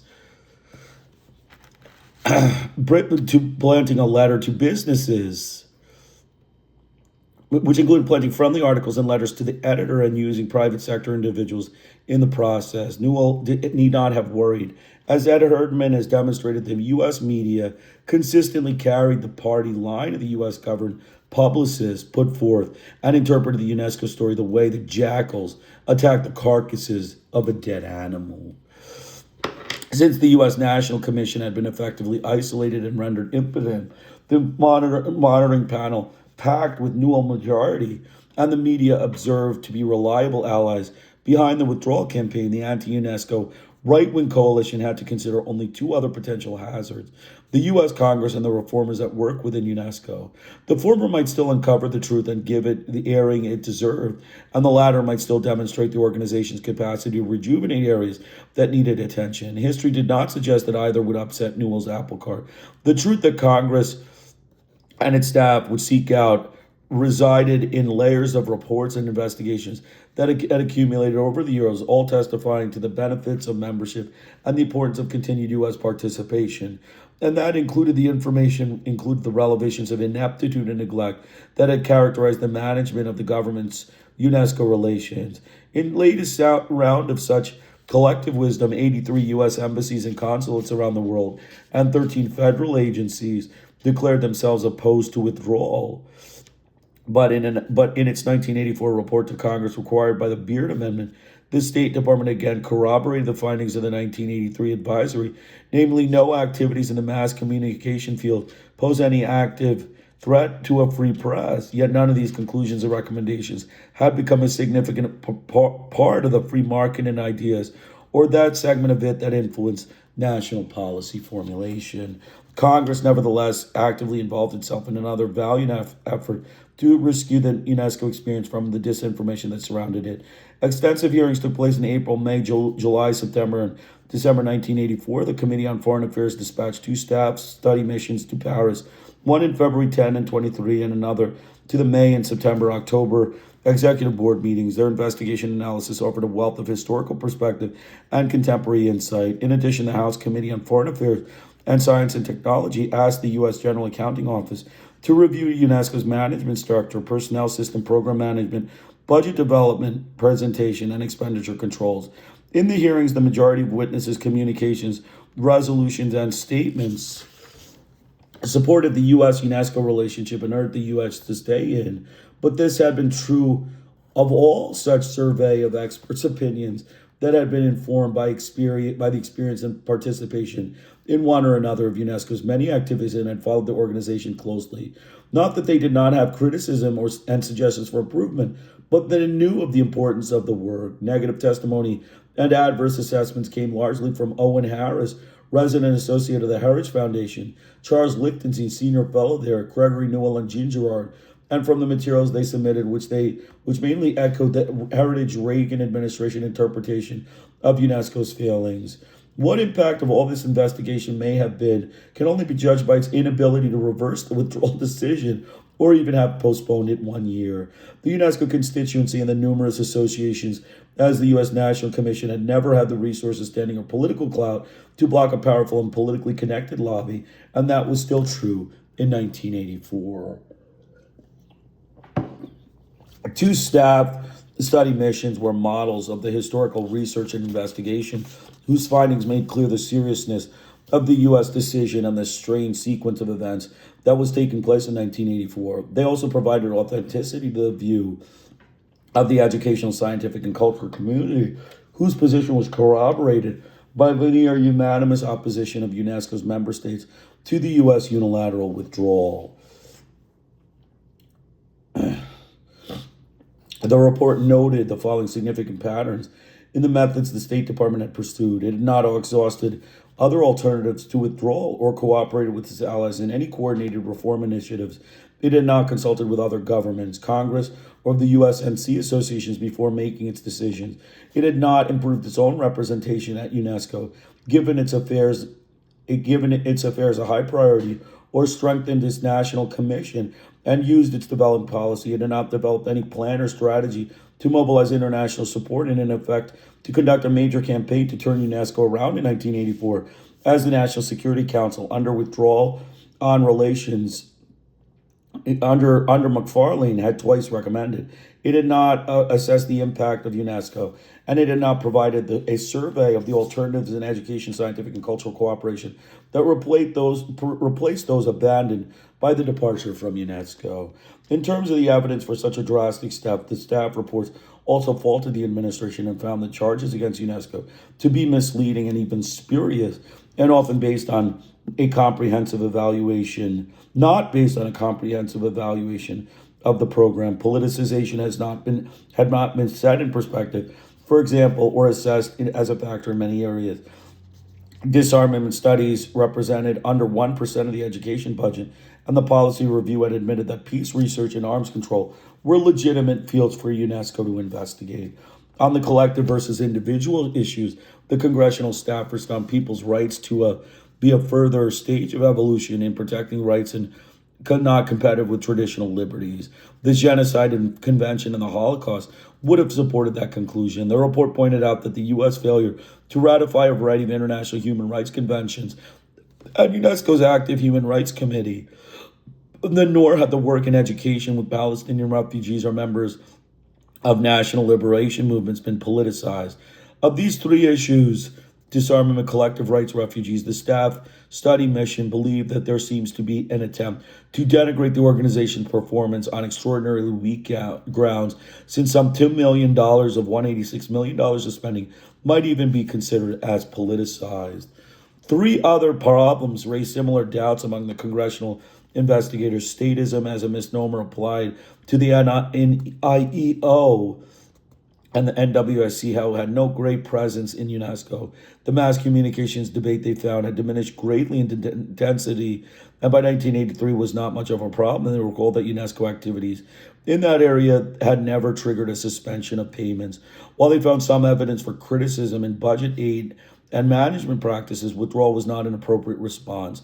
Staff incompetence, leadership styles, vacancies, morale problems, and cronyism were, after all, the lifeblood of bureaucracies and always required attention. The report challenged the idea that UNESCO had been guilty of unrestrained budgetary expansion and found a new attitude already in place. As to the government management of its UNESCO relations, conclusions similar to those that had been leveled since its 1950s reappeared in the staff study. The U.S., it argued, had helped create the conditions it criticized by default and made unrealistic demands and adopted out-of-date strategies because it did not change as the multilateral systems did. In a second of the two staff studies, which observed most of the events of 1984, the actual reform process came under close scrutiny and raised further questions about U.S. motivations and purposes. As had been noted, both Schultz and McFarlane endorsed the timetable of action and a minimum set of changes that UNESCO would have to meet, while Gregory Newell had scoffed at the very idea of reform in UNESCO and taken no action to spell out conditions or involve the State Department in attaining them. Instead, he had written a misleading summary of the policy review and planned a covert campaign to manage the news about UNESCO and the withdrawal. His objective seemed to be avoid a specific list of grievances and let the more general accusations circulate as final judgments UNESCO had not addressed, since the United States had no clear set of goals and strategy for reforming the organization, as the staff report concluded. UNESCO was left to imagine that they might be an embark on reform unguided by its major critic. In May, already late in the year for significant change to occur, both the Director General and Executive Board Mabao established 5 working groups to examine budget techniques, recruitment and staff management, program evaluation, public information, and critical analysis of the programs. The Executive Board in turn created a 13-member temporary committee to recommend measures for reforming UNESCO and to review UNESCO programs as well as administrative and budget matters. The staff study considered this a significant benchmark in UNESCO's reform process. It was the first ever such committee. In addition to these efforts, the Director General cooperated with the GAO survey of the management and budget issues, many of which also drew the attention of the temporary committee and the working groups. Although much of the self-analysis aimed to make UNESCO operate more efficiently, responsively, and effectively with the zero budget work, a streamlining procedure undoubtedly overdue, some of it had also met U.S. programmatic concerns and attempted to reduce or eliminate the most contentious ones. But these approaches, as useful and important as they were, did not guarantee that UNESCO would emerge as an instrument of the U.S. national interest or as a close clone of the Heritage Foundation, and they did not yet privatize the multilateral world. As UNESCO struggled with its unilateral administration, it must have wished the Reagan administration had the same understanding of the difficulties that entailed, as did the members of the Congressional Study Mission. The latter compared UNESCO's efforts with a legislative process in the House of Representatives, an incremental procedure where comprehensive change over the short term is rarely possible. When anything did happen, it required time and mobilization of interest, compromises, and votes on paragraphs, sections, and titles of bills. The report recorded the opinion of one UNESCO ambassador who said the United States was trying to change in 1 year problems that accumulated over 30 years. Would that UNESCO had asked for the same amount of time as the United States had so far taken to reform its own cultural institutions in relations and to restore U.S. National Commission to its own original stature and purpose? Yet as the staff evaluated what had happened in UNESCO, it found that reforms made in 1984 are encouraging, even though some of them could not be fully evaluated after the General Conference of 1985.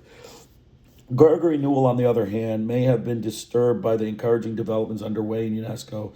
No one can say for certain, but on July 13, 1984, he wrote Director General Mabao a long letter establishing a new set of requirements, the first time the United States had submitted specific proposals to UNESCO, and by now there were only 5 months left for the organization to meet these demands. Newell asked about the need for profound reform and listed 3 changes that were of fundamental importance.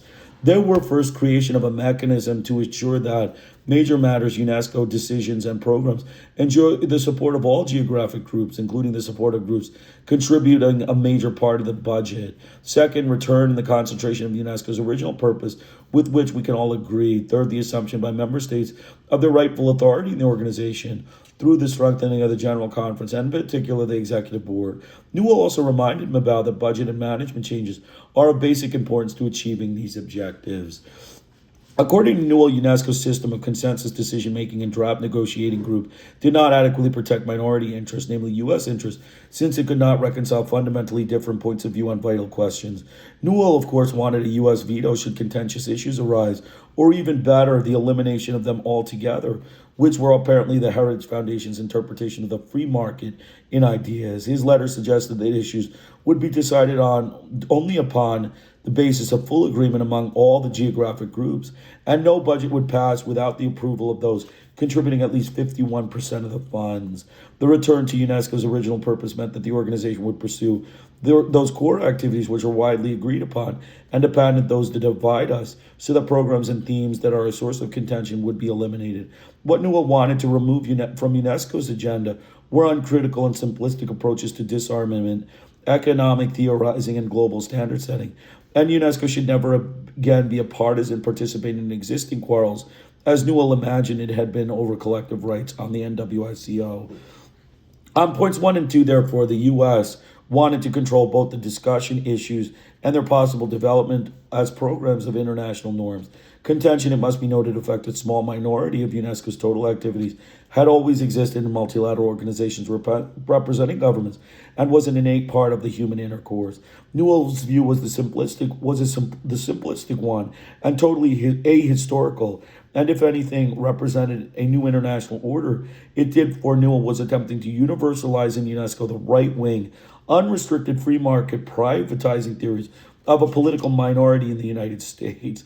As the staff report assessment noted, these latest proposals, practically speaking, were beyond UNESCO's reach within a one-year period and unrealistic in terms of their broad acceptance by UNESCO member states. Right-wing, to be accepted by the third world, Africans, Asians, and Hispanics. The two U.S. demands on weighted voting, for example, did not even attract Western nation support. One of them suggested that 85% of UNESCO's board members approve recommendations on UNESCO's program and budget if no consensus could be reached. The third policy proposal, the authority of member states in the General Conference and Executive Board and reducing the power of the Director General, spoke to member governments, not UNESCO. Richard Hogarth had described the low level of interest UNESCO attracted in the West, which viewed it with amused scorn, if noticing it at all, and has noted the common tendency of not taking the organization seriously. And Hogarth has called for the West to give UNESCO much more support. The Director General's influence had grown enormously over the years and been encouraged by the United States and others, as the UN Secretary General's power also had been. For example, in the Leave to DAG syndrome, René Maheu had established this dominance.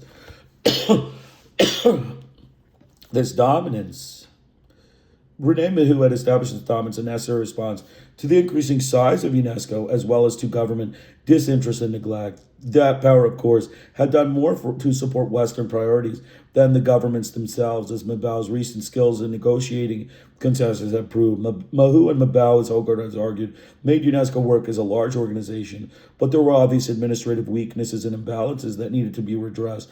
And while some of them dealt with internal secretariat problems, the larger ones had to do with member government attitudes and commitments, especially those of the United States. Newell's July 13th letter restored the ideologic component of the U.S. UNESCO dispute to its position of dominance and diminished the management and budget issues to an ancillary role. Zero budget growth had been pledged by the reform groups within UNESCO, and the numerous proposals for administrative redesign were on the table, some awaiting the 1985 General Conference. But they were not the focus of the Heritage Foundation attack, although their presence added the illusion of hapless and hopeless mismanagement, an image that outrages conservatives when they are not reminded of the Pentagon. The July agenda, however, was less motivated for reform than an ultimatum, like Hitler's message to Poland in 1983. UNESCO and its member states would have had to surrender and, in a sense, accept the United States occupation of their organization for the indefinite future, and the Third World would never have raised another contentious issue offending that country or its conservative coalition. There was, therefore, as Roger Coate has observed, little change in 1984 in the status quo of the profound reform Gregory Newell had required and the minimum program for continued U.S. participation. It came as no surprise that the withdrawal took place as scheduled in December 1984. Both the media, the Heritage Foundation, however, continued pounding nails into UNESCO's coffin after Newell's July announcement so that no inkling of its battering by hostile forces would escape into the marketplace of ideas. Director General Mabao, realizing he and UNESCO had no access to the U.S. press, hired a public relations firm to try to get the story across. Imagine his audacity. The Heritage Foundation used this attempt to raise $75,000 to combat it. Heritage President Edward Fulner Jr. circulated his membership to help fight this corrupt and Western organization with its high-powered public relations campaign and 60 major liberal groups lobbying Congress. They threatened, Fulner warned, to make short work of our withdrawal from UNESCO unless money came in to defeat the pro-UNESCO lobby. On August 9th, the U.S. National Commission called a press conference in New York City and Washington, D.C. to publicize the historical analysis of the issues it was then making available as a national advisory. The USNC report covered 23 years that had been presented as the heart of the controversy between the U.S. and UNESCO in 30 pages of documental rebuttal. The advisory challenged the Reagan administration line, disputed its facts, and dispelled its information. Two experts with impeccable credentials, Leonard Sussman and Edward Henley, spoke and answered questions. Ed Herman's analysis of the media response to this free market confrontation suggests its futility when power is centralized and motivation is absent. What coverage there was, Herman finds, was so superficial and trivializing as to amount to de facto suppression. The media were not the only ones to ignore the U.S. National Commission, which remained throughout 1984 a potentially dangerous antagonist because of its experience and access to the 60 national organizations comprising its non-governmental membership. While not at all the powerful pro-UNESCO lobby that Fulner described to frighten its own supporters, the USNC had the capacity to expose the lies and propaganda the government had circulated to raise hell about them. It had therefore not only been decimated by staff and funding cuts, but had been edged aside by the State Department's consultant on UNESCO affairs and replaced by the monitoring panel lacking similar experience in grassroots constituency. The congressional staff assessment expressed surprising chagrin that the administration had undercut the potential for maximum reform by failing to utilize the USNC and appoint its eminent scientists, educators, and professionals in culture and communications to various delegations of executive board meetings during 1984. The difference in the role of the Commission should play in developing U.S. policy in UNESCO, the report added, had been counter to the legislative will of the Congress, and exactly what Gregory Newell intended.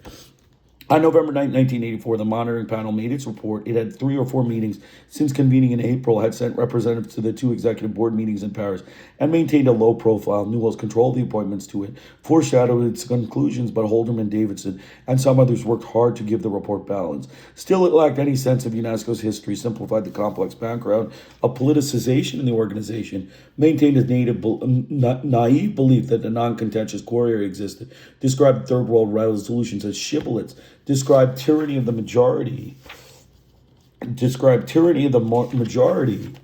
and accepted the heritage anticipation of bad tendencies in UNESCO without proof of their existence.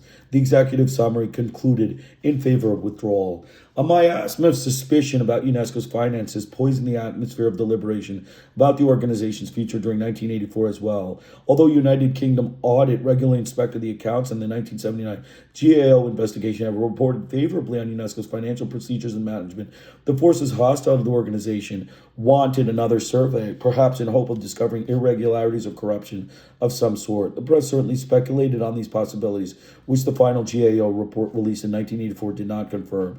Nor did it confirm gross mismanagement or financial irregularities, but rather established what Hogarth and other insiders knew. There was plenty of room for improvement, particularly as to duplication and evaluation of the program's accountability and expenditures, oversight by governing bodies, i.e. which member governments control, personnel recruitment, budget presentation, payroll controls, and the Secretariat's responsiveness to external auditor recommendations. Nothing sensational, quite the opposite, and no budget mismanagement in any legal sense, mostly requests for administrative adjustments that any large bureaucracy might need. The propaganda of negative expectations in the media, however, had largely made these innocuous findings relevant. A postscript of the disinformation and that the conservative coalition had fomented about the NWICL, meanwhile, revealed the distance that separated Heritage Foundation ideology from the realities of the national interest. Mass communication had indeed been a central issue in the campaign against UNESCO, yet in a still secret government report of November 1984, the Third World position was seen as valid. According to Leonard and David Sussman, the report by the Senior Interagency Group for International Communications and International Policy represents a first serious United States effort to produce a coordinated American policy for the telecommunications field. The SIE investigation, the Sussman reported, responded to a request from the National Security Council to consider U.S. options for assisting communications development in the Third World. The SIG reply, they concluded, makes clear that American national interests, as well as though the Third World countries, are intertwined. Further, that the North-South communication imbalances are real and deserve to be addressed by the United States private and public sectors. Since this report remained classified, it too failed to influence the public debate over UNESCO and mass communications problems. In December 1984, the denouement predicted by the long campaign against the UN system and focused on UNESCO finally came to pass. Gregory Newell issued a statement regretting UNESCO's inability to correct the behavior that had outraged his conservative coalition. The limits of toleration in the United States had been reached. Extraneous politicization, Newell claimed, continued as did the endemic hostility toward the institutions of a free press, free market, and above all, individual human rights. While UNESCO's reform efforts appear genuine, Newell said that an unacceptable gap clearly remains between those attempts and the U.S. demands for concrete change. Secretary of State George Shultz reported the decision of Director General Mabao on December 9th to Director General Mabao on December 19th, 1984. There was a certain symmetry in the United States relationship with UNESCO in the 40 years of their multilateral association. This loyalty security testing that politicized UNESCO under U.S. leadership early on in their history represented a deep-seated suspicion that international organizations were un-American and had to be Americanized. In the U.S. departure, the same ethnocentric, nativist obsession returned to dominance. Although UNESCO was not hauled before an un-American activities committee as such, the Heritage Foundation and its right-wing administration allies played the same role. UNESCO, like the world at large, came to be viewed as a center of subversive activities. J. Edgar Hoover had once sat in the U.S. headquarters for New York certifying acceptable standards of thought and behavior. 40 years later, Gregory Newell resumed that screening process. One can hear him asking UNESCO, "Are you now or have you ever been multilateral organization?" ? There was no possible defense. So that's it. We finished, basically 25 pages. It was an excellent reading. The United States exits 1981 to 1985. Remember, this is the giggle session. We get to giggle at the expense of the Yankees expulsion. Okay, the Yankees expulsion. There is no turning back, Washington. There is no, second reading of this. The Yankees need to be expelled. It's an open and shut case. It's basically yes or no, yay or nay, yay. Definitely yay. There's no backing down. There's no statement here that indicates that the Yankees did anything but commit fraud and commit libel against UNESCO and basically rejoined, and they are, to be kicked out. They committed fraud and libel. They fostered journalism, selective reporting, basically mass media distortions and, misinformation, disinformation, a championship censorship Yankees. So we're going to make some comments. These representatives did not applaud everything UNESCO did, nor did they fail to defend. We had gone past that. So let's, get where we were. The termination operation. So basically, at a later date, he apparently disrupted and destroyed. This is Gregory Newell, the Reagan's assistant secretary for internal affairs, international organizational affairs. So at a later date, after he did all of his things, you can read that for yourself. He disrupted and destroyed the accumulated files covering the 40 years of the Commission's life, UNESCO's life, obliterating its own history in the process. A preemptive form of historical revisionism, not congenial to the free flow of information or ideas. Right? You just burn the files. That's the Yankees. Right? Their bureaucrats are allowed to just destroy the files, and then you just rewrite the history. Right? You start from scratch. Right? We'll restart from scratch. That's fraud. That's Yankee con artist. Championship action. His Heritage Foundation allies, meanwhile, began their massive UN assessment project that would almost amount to 60 backgrounders, pamphlet-sized pieces, 3 lecture series, 3 books, 15 executive memos, and 7 book-sized UN studies by the end of 1986. All right, so they basically, put together a right-wing file on the UN and UNESCO, right? I mean, you rewrite the history and have, heritage, tell you what happened. Basically, heritage is vast. Given heritage is vast, financial resources and distribution system, the further propaganda windfall would skew the public perception of UN affairs as Newell was orchestrating the U.S. withdrawal from UNESCO. So basically, the Yankees just engaged in fraud, just, major fraud and, distortion, disinformation. Let's just rewrite history. We'll burn the files and, we'll talk about it new. I mean, that's the Yankees, that's their historical history. Their historical history is to destroy the evidence and then rewrite what happened.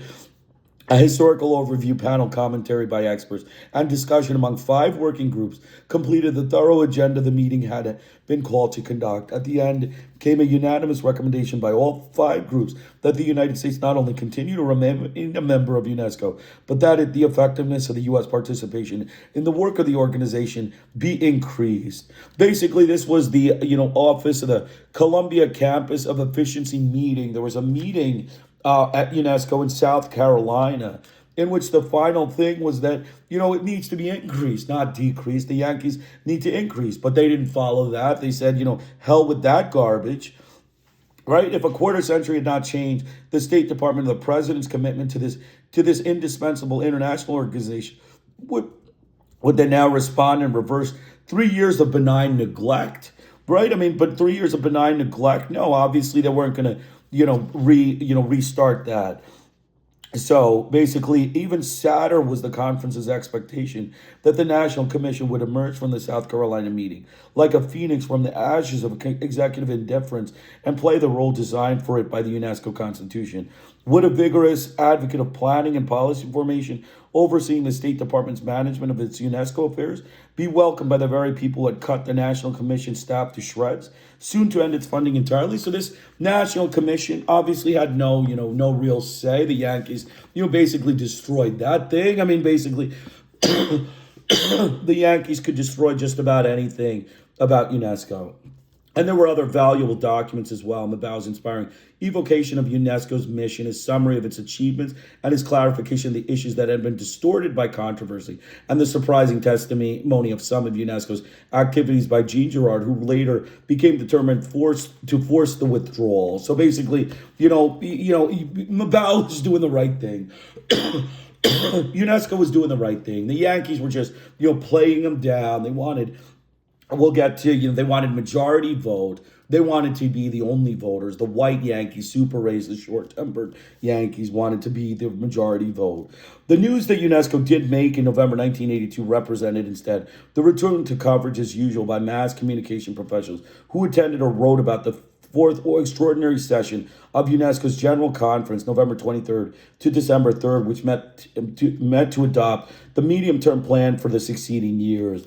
And then we see that, and analyzed by George Gerbner, Dean of the American School of Communications, and reviewed by Ed Herman in part 2 of this book. The attention to the manifold business of a meeting was inadequate, biased, misleading, and superficial, and as usual focused on NWICO issues as though they were the only subject on UNESCO's agendas.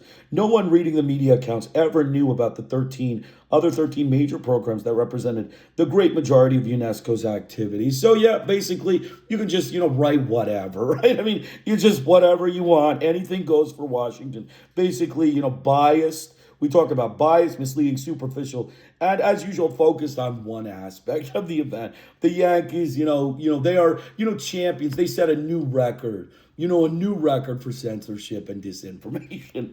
That's what it is. They need to be expelled from UNESCO. UNESCO needs to get them out there. This biased, misleading, superficial, and, totally unfocused reports need to get the Yankees out of UNESCO. And the messages conveyed about the mass communications issue in UNESCO were hostile, negative, speculative, and strident, anticipating the consequences that the actual resolutions and official actions of the conference did not support it all. So basically, they were all hostile media reports. The Yankee media, basically they are, performing, perfect against the UNESCO. They just, free mass media declaration in UNESCO out the window. The Yankee journalism is what's important, and they're unethical, championships, disinformation, champions. So United States out of UNESCO, get them kicked out. Next.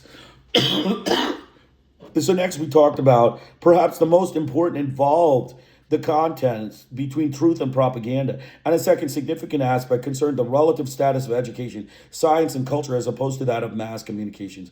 Ever since UNESCO's founding, those two struggles had characterized the setting for the U.S.-UNESCO relationship and for the management of the United States' own cultural relations. It should not be forgotten, of course, that a U.S. initiative led by William Benton had introduced mass communications as one of the four main objectives for which UNESCO had a responsibility. So, obviously, the propaganda, the contest between truth and propaganda, basically the status of education, science, and culture as opposed to mass communications. Basically the Yankees, basically wanted their own cultural, relations. They wanted the management of UNESCO and their own cultural imperialism. The Yankees were pushing cultural Yankee imperialism and Yankee culture over the culture of the Third World Organization. It should not be forgotten, of course, that a U.S. initiative led by William Benton had introduced mass communications as one of the four main objectives for which UNESCO had responsibility. So mass communications, mass communications was certainly one of the things that UNESCO was supposed to mandate. And the Yankees wouldn't have any of that. The Yankee short-term super racist, short-tempered super racist wouldn't have any, management of UNESCO's, mass communication. They wouldn't allow UNESCO to talk about mass communications. His plea to upgrade Charles Frankel in the 1960s, we remember, had a plea to upgrade cultural relations and insulate them from the public relations, image-making, self-serving nature of the propaganda sector had not succeeded in elevating the education, scientific, and cultural dimensions of U.S. foreign policy to their rightful place.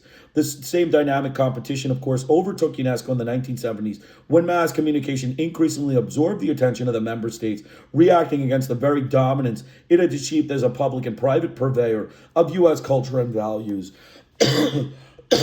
So basically, we're saying the education, cultural, and scientific dimensions of U.S. foreign policy, he wanted to make that the major focus, but the propaganda sector, the self-serving nature of the propaganda sector had not succeeded elevating U.S. foreign policy to UNESCO. It had not been able to, elevate the UNESCO goals of education, cultural, and scientific dimensions to U.S. foreign policy. That's what they were looking for. They were trying to do the switcheroo and make UNESCO into a tool of Yankee foreign policy. The same dynamic competition, of course, overtook UNESCO when mass communications increasingly absorbed the attention of the member states, reacting against the very dominance it had achieved as a public and private purveyor of U.S. culture and values. So mass communications for the Yankees was their culture and values were being, shoved down the throat of the third world. The Yankees need to be kicked out of UNESCO. Get the Yankees out of UNESCO. They don't belong. They don't have the values. They don't have the system of judgment. They are Yankee championship, disinformation, and censorship Yankees. So we continued on. Regardless of the benefits the former might bring the U.S. or the world, UNESCO that is, and regardless of UNESCO's achievements in those areas, their status and significance could not compare with the favored image and power of mass communications. So basically, the status of UNESCO could not, overcome the favored image of the Yankee, nice, simpleton Yankees with a suit and tie, who were con artists, fraud Yankees. But because they have a suit and tie and look nice, they're supposed to be the only people in charge of mass communications. Get them out. Yankees need to be kicked out of UNESCO. They are completely against this organization. They don't know anything about truthful reporting of media. They don't know anything about properly reporting media. Although they had the backing of the truth, that was an advantage over Although they had the backing of the truth, that was no advantage over the propaganda in the war of ideas. The advocates of UNESCO were trying to push UNESCO, but they did not have the backing of the propaganda, the war of ideas. Remember, the Yankees have, mass media as, missiles of fabrication and fraud. We talked about that, earlier in the book. It's, missiles of lies and fabrication, and they didn't have the backing of that. But they did continue to fight for UNESCO, establish a record of its positive contributions, and rebut the disinformation that appeared in the columns and editorial commentaries of the mass circulation press. So you can see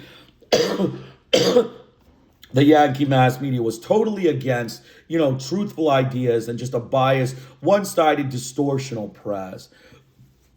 In a section on U.S. goals and objectives, and in February 1983, the withdrawal seemed ridiculous, and the authors of the report to Congress, they found UNESCO to be a major forum for U.S. multilateral diplomacy, a place to promote U.S. and Western values and methods, particularly in the third world.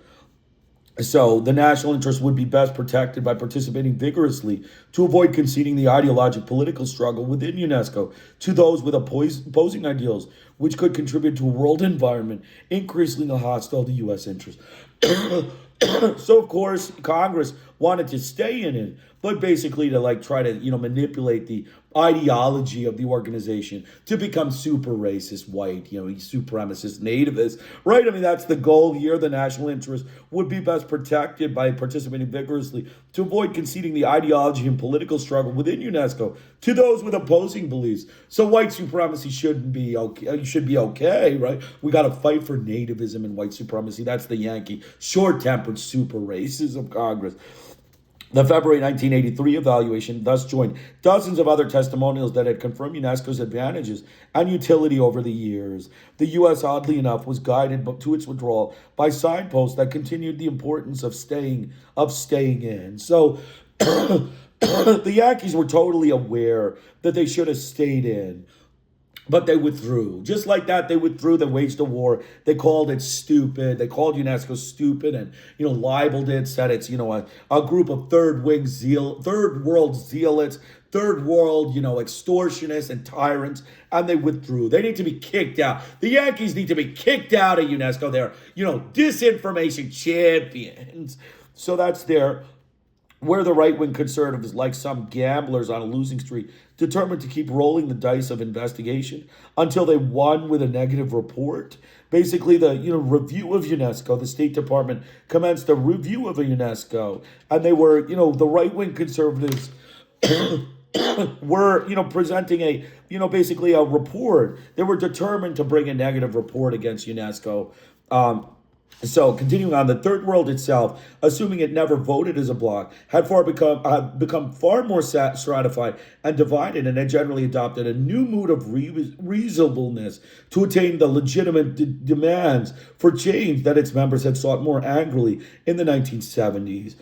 Basically, the third world needs to become angry at the United States, and they need to get together and kick the United States out. The Yankees are nativist, white supremacists, fraud champions of disinformation and championship censorship Yankees. They need to be kicked out. The third world has a right to be angry about news media that is fraud. They're fraud championship Yankees. Their news media has, no roles of ethics, no professional responsibilities for the Yankees.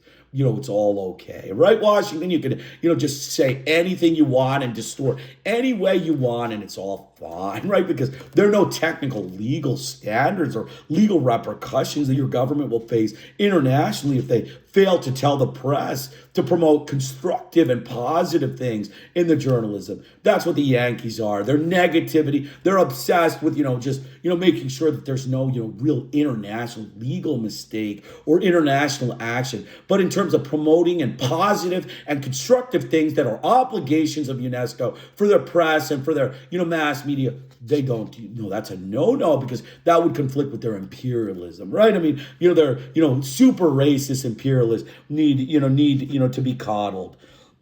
So basically, as Director General Mabu had argued, the LDCs have always sought to arrive at a consensus acceptable to all in order to promote and consolidate international cooperation within the organization. The low development countries always sought to arrive at a consensus acceptable to all. So, if you have one fascist, racist, like super racist, short-tempered Yankee, you don't have to, coddle to them. I mean, that's the fact. The super racist, short-tempered Yankees need to be thrown out of UNESCO because you can't just coddle to them. They will subvert the organization. They will destroy the current state of mass media, which has been improved over the years that the Yankees have been absent from this organization. It has provided a crux for third world improvement. You can see it in the news of, government media, like the Chinese government media, the media of the Iranian government, the media of many of the, non-political, non-propaganda states are, excellent. And if you read those media, you get the stuff. But the Yankee media, it's all fraud. It's all championship disinformation. Yankees. So continuing on, by the summer of 1983, however, the U.S. government still seemed to view the world and UNESCO through perceptions rigidly fixed by the realities of the 1970s and held in place by the doctrinal obsessions of its conservative leadership and the vivid and irresponsible apprehensions of the media industry's lobby. So that's the way you do it. The conservative leadership, is all that matters, right? I mean, you got, a liberal organization like UNESCO pushing for third world decolonization and third world equality. And you got a group of, conservative white supremacists, calling the shots, right? So everybody has to bow down to the super racist, short-tempered Yankees. That's what they expect. So continuing on, what the Reagan administration seemed to be seeking when it spoke of positive improvements in UNESCO was not a search for consensus, moderation, and reasonableness, which had largely been achieved, but a radical restructuring of the organization to restore U.S. control and domination, to turn the clock back to the late 1940s and early 1950s, when the U.S. had voting majority, right? The U.S. was by automatic majority because the third world was colonies, so they didn't have a vote. So, you turn it back to the 1940s and 1950s, and then the U.S. can control it. The Yankees wanted complete control, right? Because now the blacks have a vote, right? I mean, that's a no-no. The Asians, no, the Asian scholars can't have a vote because, that it'll become too ethical, right? The Hispanics, if they have a vote, it'll become too ethical. There'll be, Castro's talking, right? I mean, you can't have that. I mean, that's just, against the rules, right, Yankees? That's the way they do it. So the U.S. wanted, a tool of white supremacy in the organization. But given the nature of international life, where UN organizations represented the sovereign authority of some 161 members whose political and economic priorities had to be acknowledged and adjusted, the U.S. desire to oppose its will lacked contextual sense. So that's obvious. The Yankees need to be kicked out of the organization. They can't be a member of a multilateral group with each individual having one vote. Get the Yankees out. Eject the Yankees from UNESCO. They don't fit the organization. It represented another sign that the nation sought unilateral power in multilateral environments, right? So the unilateral power of the Yankees, they wanted to use in multilateral environments. They just want unilateral, overwhelming organizations with their unilateral, nativism, right? The Yankee nativism, the fascist propagandists, forget the mass media declaration. You need fascist propaganda, right? That's what you need for the world, third world, so you can do whatever you want. You can just, go to bat wherever and whenever you feel like it.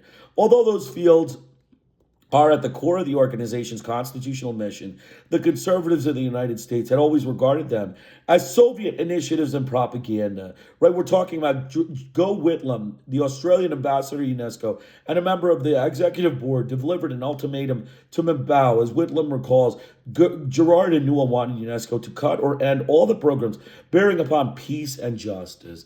Right? What is this? Why does Washington want to cut all programs and demand an ultimatum to cut all programs bearing on peace and justice? Although those fields are at the core of the organization's constitutional mission, right? The constitutional mission of UNESCO says that peace and justice is what has to be preserved. But the Yankees said, no, that's not going to happen. And so, basically they always regarded them as the conservatives regarded them as Soviet initiatives and propaganda. And UNESCO programs were further convinced there further convinced them that the organization had been politicized and was conducting activities extraneous and irrelevant to its technical function. So the West, they got Gregory Newell met with the Director General Mabel, and according to the Australian ambassador to UNESCO and a member of the executive board, Gregory Newell delivered an ultimatum to Mabel that said that they want, basically no peace and justice.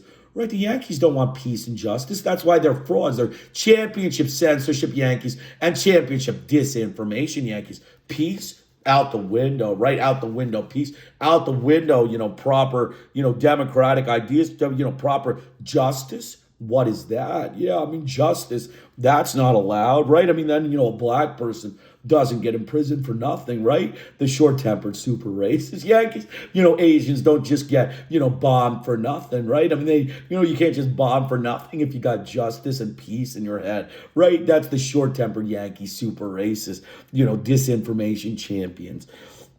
So we talked about, basically, and further convinced them that they were politicized. So we talked about that. Mabel might also have asked them if they thought UNESCO should not support the free market of ideas. So he's being cynical here. This whole thing that Gregory Newell brought to them is an obvious joke. That's a joke. The Yankees need to be kicked out of UNESCO for these, ridiculous statements. They deliver ultimatums to, international people like Mabel. How dare the Yankees deliver this ultimatum that they don't want peace and justice in an organization like UNESCO.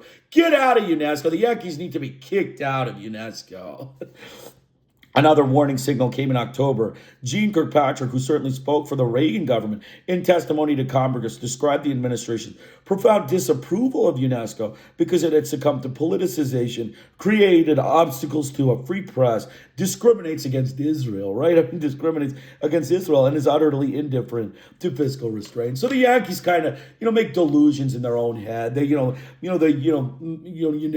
is, discriminatory to Israel. They have profound politicization, right? Politicization, one vote, one member, it's got to be political, right? If it's not just white Yankee majority, then it's, okay. It has to be the South African paradigm for, democracy, right? Democracy has to be administered by white justice and, white dictatorship, right? That's the super racist Yankee, short-tempered, championship censorship Yankees.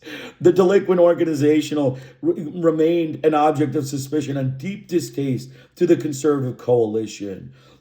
So basically, this was the withdrawal. They were announcing withdrawal. Then they got State Department shows Edmund Hennelly, the head of the delegation of the General Conference, a staunch Republican and Heritage Foundation member.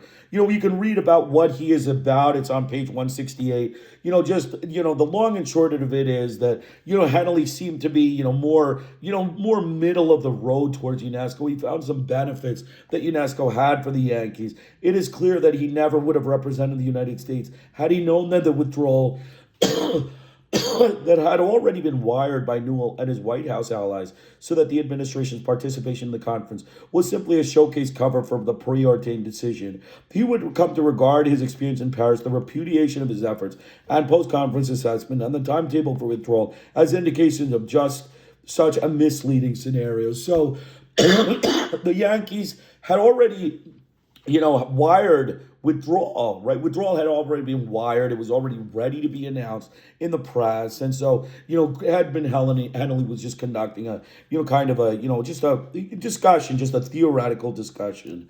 So we talked about Hennelly's plenary speech did just that, not that he neglected the policies the U.S. has been defending UNESCO for a decade, but he recognized as well the need for international cooperation, existence of many good things and excellent programs for which UNESCO was responsible, and the professionalism and dedications of UNESCO Secretariat. And after listing the deep concerns the United States still had over communications politicization, human rights bureaucratic centralization, and budgetary growth, Hennelly said he was convinced that this conference can lay those concerns to rest. He pledged that his delegations would listen to your points of view and make every effort to reach consensus by consultation, debate, and reasoning together. We can rekindle the dream of our founders, Hennelly concluded. It is still possible. So imagine the Yankees send a guy after they've already decided on withdrawal to, have, emotional, connections with the third world.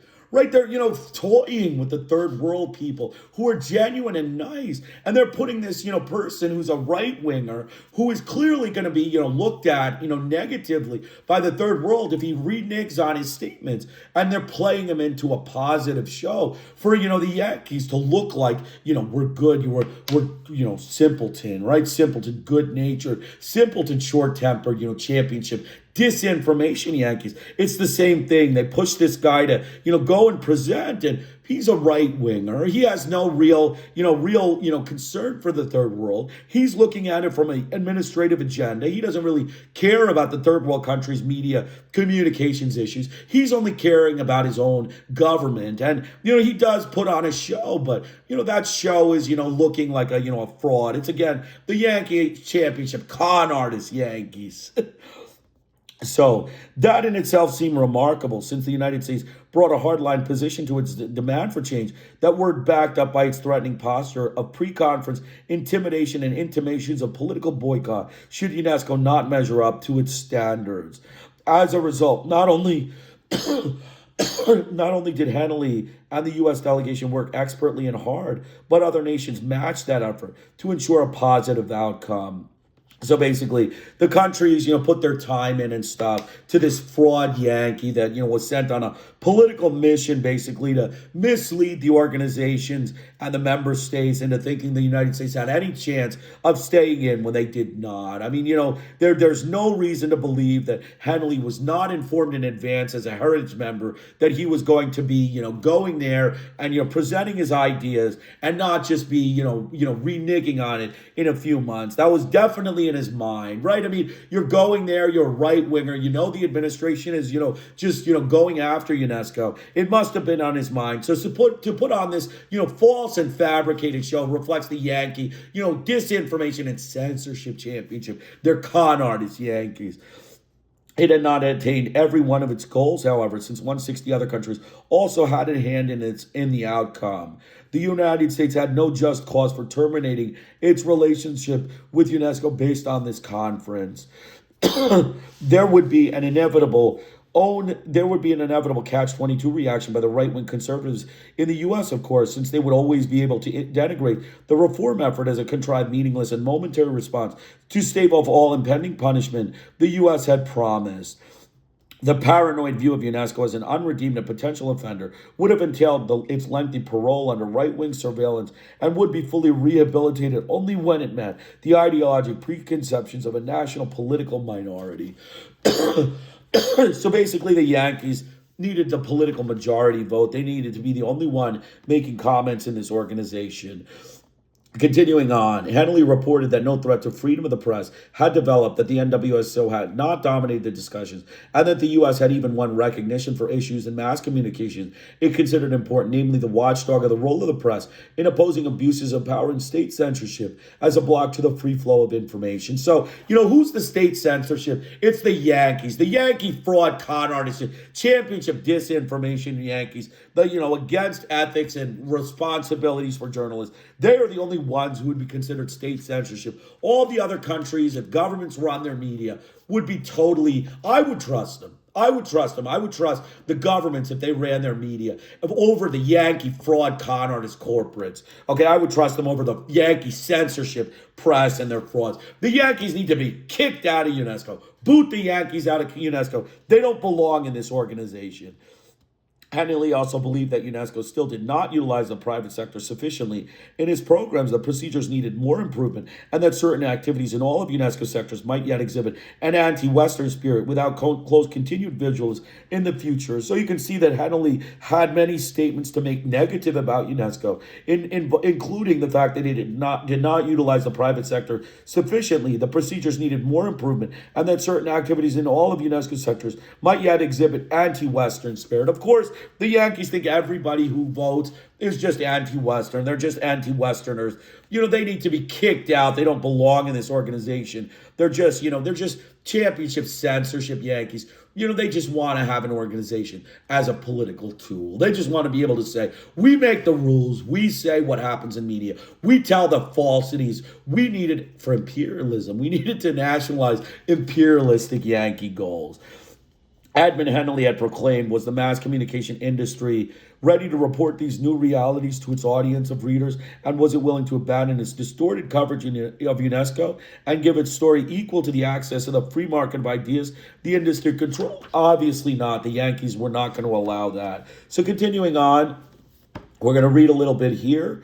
Once the government decision had been announced of withdrawal, it would dominate the ensuing year as a national initiative, reluctantly adopted by the Reagan administration in the face of a decade-long UNESCO failure of reform. So basically, the decade-long UNESCO failure of reform, they just painted it as, a long-term, incompetent organization that UNESCO was, and long-term group of incompetents. They were, just incompetent as a group. It was a long-term organization. The three themes that formed the basis for the withdrawal decision had an extraordinary appeal to the political culture in the United States. Remember, this is important. Simple to grasp, emotionally appealing, and framed without regard to the history or the complexities behind the U.S.-UNESCO relationship. These slogans took command over the marketplace of ideas almost without opposition. Okay, it had a great political appeal to the American culture, right? The Yankee fraud con artist culture. You call it a culture, it's, just a group of con artist Yankees. As Senator McCarthy had known, reckless accusations, smearing the reputations of the victim in a campaign of innuendo and deceit, resisted almost any rebuttal, especially when the charges made the headlines and framed the nature of the news. Right? You just, slur everything against them, and then, you call them, and then you got, your win, right? Your win, you get the win, just reckless accusations against UNESCO. And that's the way you talk to an international organization, right? The one you want to be a member of. Get the Yankees out of UNESCO. They need to be kicked out of UNESCO. All right, so we said that in this case, as Ed Herman indicates in an analysis below, the media accepted the government line, this McCarthy reckless accusation smearing, as the truth, and carried almost no alternative interpretations. Again, selective reporting, non-balanced, coverage. That's the Yankee press, their standard thing, selective reporting and unbalanced coverage. Given their own self-interest, they probably had no little interest in covering it, balanced and non-selectively.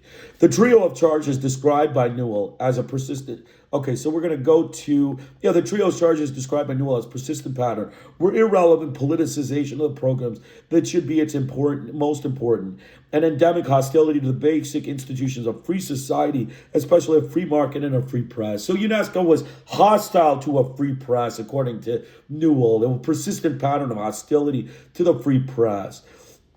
And most irresponsible and unrestrained budgetary expansion in the United Nations system, right? The Yankees think that UNESCO is just infinite budget. They're just looking for infinite dollars. The Yankees are so cheap. They're just such cheap, short-tempered, super racist, and they make these assessments against an international organization dedicated to education, science, and culture in the third world, making sure that people are literate, that mass communications is presented fairly and not, in colonial, perspective and racist perspective. But yet the Yankees wouldn't have any of that, right? The Yankees, that's a no-no. The Yankees only want their own, their own viewpoints. Withdrawal would not bring any adverse consequences to the United States, right? I mean, you could just walk out. There's no adverse consequences. You walk out, you say you're stupid and you're not worth it, and you walk out and, there's no consequences, right? They can't do anything. So with that kind of a commitment, get the Yankees out. They don't deserve to be in it. They're, frauds, and they need to be kicked out of UNESCO. Withdrawal would not bring any adverse consequences. Newell asserted, since there were few, if any, UNESCO activities, the important functions of which cannot otherwise be fulfilled. Right, basically intellectual and science would continue in other manners, in an ethnocentric way, right? They were looking for ethnocentric and, pro-American cultural ideas, and that's why they withdrew without any problem. So disarmament studies had a pro-Soviet bias, or naive and simplistic. Human rights had been infected with the Soviet and status concepts of collective rights Anti-Israeli attitudes were deeply rooted, right? I mean, UNESCO was basically anti-Semitic, was anti-Jewish. That's the Yankees. They just make up stuff. They just they see you and they don't like you, they just say you're anti-Jewish, right? I mean, there's a lot of Muslims, Arabs on there. There are a lot of blacks, Hispanics, Asians. They just look. You're just anti-Jewish. You're just ganging up on us because you're anti-Jewish. That's the Yankees. They can't take one vote, one person. So everything is anti-Jew, anti-Western, anti-white, right? And that's the way they are. UNESCO parroted the product of an extreme and unproductive posturing on Southern Africa issues. Right, so that's one thing. The U.S. regularly pilloried at UNESCO, which was relentlessly hostile to our ideals. Right, they were hostile to our ideals. UNESCO was hostile to Yankee ideals. The NEIO and WICO represented a compulsively statist Orwellian nightmare, complete with Big Brother and right. But so NWICO mass media management is basically Big Brother. It's an Orwellian nightmare for the Yankees. And atrocious management was made worse by personnel practices favoring the disadvantaged and ex-colonial states. Right, so decolonization is the agenda. Right, this guy didn't think of reading the charter of UNESCO. The Yankees didn't think of reading the charter. Decolonization is the agenda, but the Yankees still, kept going. And, it's being managed by ex-colonial states' favoritism. Right, anti-American, anti-Western, right? I mean, you have to say 8 billion people in the world, 7 billion aren't Westerners, Yankees. So you just give, the Yankees one vote, the West gets one vote, everybody gets 0.5 votes, and, you call it even, right? That's the Yankee statistics. That's the way the Yankees want organizations. Evaluating his own view as unprejudiced and not indicating the positive recommendations it contained, Newell claimed he had made a good faith effort to change UNESCO and failed. Experience shows, he concluded, that the United States cannot change UNESCO substantially if it remains a member. So then you withdrew, right? You withdraw. They need to be kicked out for their half-hearted return to this organization without, spilling the thing in the media about what they did before. They're racist, con artist champion, censorship Yankees, champion disinformation, champion, irresponsible journalist Yankees. Regarding the education, scientific, and culture community as simply another special interest, Newell argued it, like any other domestic lobby would, have to give way to national interest. So basically, they had to, Newell regarded it that it would have to give way to national interest. So they wanted the UNESCO as a tool for national Yankee interest. That's, why they need to be removed. An international organization like UNESCO that is fostering journalism, education, science, and culture, needs to remove the Yankees because they want it as a Yankee tool.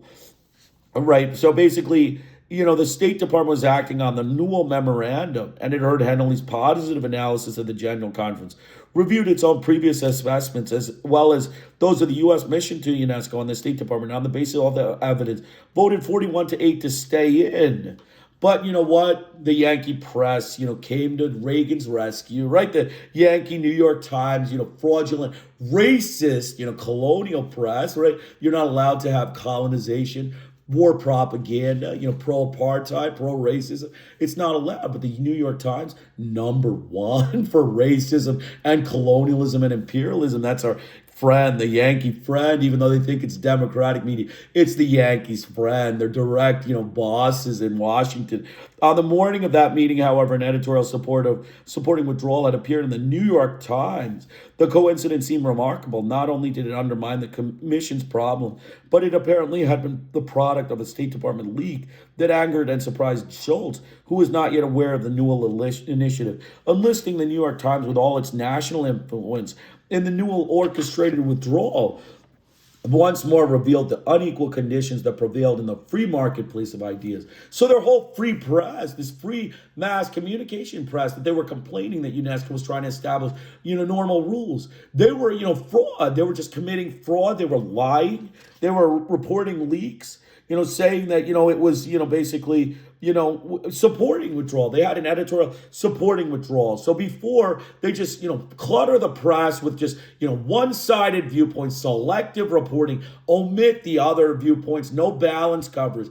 And there it is. You got your reasons for withdrawal. The New York Times, the racist New York Times, and the colonialist New York Times, the war propagandist New York Times are okay with it. The tempo of activity and disinformation accelerated during the final weeks of 1983. Newell was prepared to tell the National Commission only that the administration was studying its options. So then we went on to say that, he organized, basically Newell organized an off-the-record press briefing and a campaign to manage the UNESCO news in the media because there was, a free flow concern, and the USNC also had their opinion. So to manage all of these, because the USNC had their history and copies, he arranged his own news, campaign in the media because the Yankee government can, arrange all of its, news. They can organize their news. It can be, war propaganda, right? They can just, spew it out in the New York Times and, their big fascist media outlets, and it's all fine. So basically, off the record press briefing, basically he had to prepare or have a written summary of the policy study that would have cognitive dissonance between the substantive materials and his own interpretation. So he basically just smeared the USNC ideas. Since global political values and priorities differed, and since 95% of UNESCO's programs did not suffer from the problem, how would the organization satisfy a nation that found it intolerable that politics existed at all in UNESCO, especially when that country had engaged in politicization itself and still did so elsewhere? So the Yankees are okay with politics just as long as a third world organization of blacks, Hispanics, and Asians isn't allowed to express their political opinion on anything: media coverage, ethics, journalism standards, none of that stuff. The Yankees, that's a no-no, right? I mean, only the whites have ethics. It's only white nativists, supremacists that have ethics. They need to be kicked out of UNESCO. The Yankees need to be kicked out of the organization. And how could UNESCO overcome the judgment that it had endemic hostility to free market economics when its members encompass the whole range of economic theory, and when the regulation of economic theory activity on behalf of the public welfare was a common practice even in the United States? How could UNESCO overcome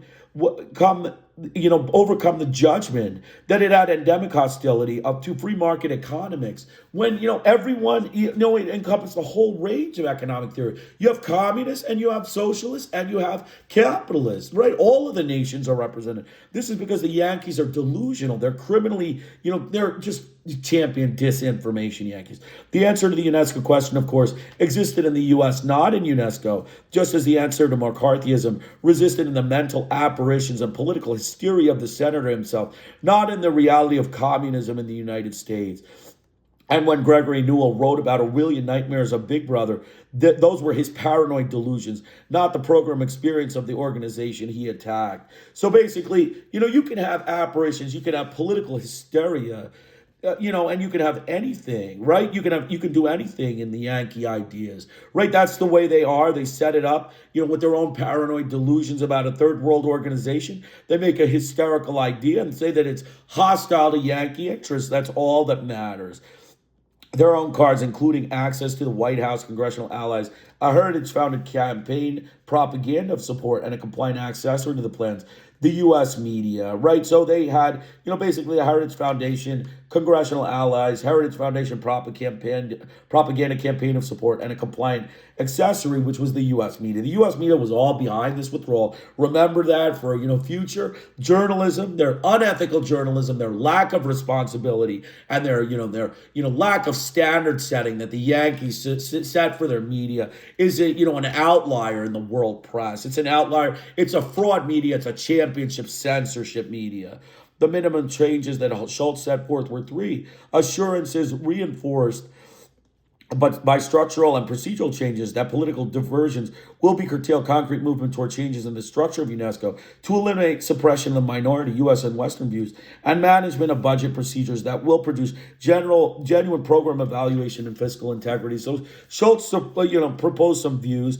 Let's keep going. In May 1984, she told UNESCO this was Eagleburger. She told UNESCO no, Ambassador Jean Girard told UNESCO executive board that the U.S. government would not define the terms of negotiation when we are not negotiating. So Jean Girard was all for the withdrawal, and then Jean Berquist, have not and do not intend to present UNESCO with a formal list of demands, as we will leave UNESCO reforms are a matter between the body, member states, and the secretary. So the Yankees were interested in withdrawing. They need to be kicked out. The Yankees need to be booted from UNESCO. The State Department attempted to wage a campaign to manipulate the press in order to generate public support for its recommendation that the United States withdraw from the United Nations Educational, Scientific, and Cultural Organization. According to the secret memo, Newell had planned the strategy of withdrawal, which included planting friendly articles and letters to the editor and using private sector individuals in this process. As Ed Herman has demonstrated, the U.S. media consistently carried the party line.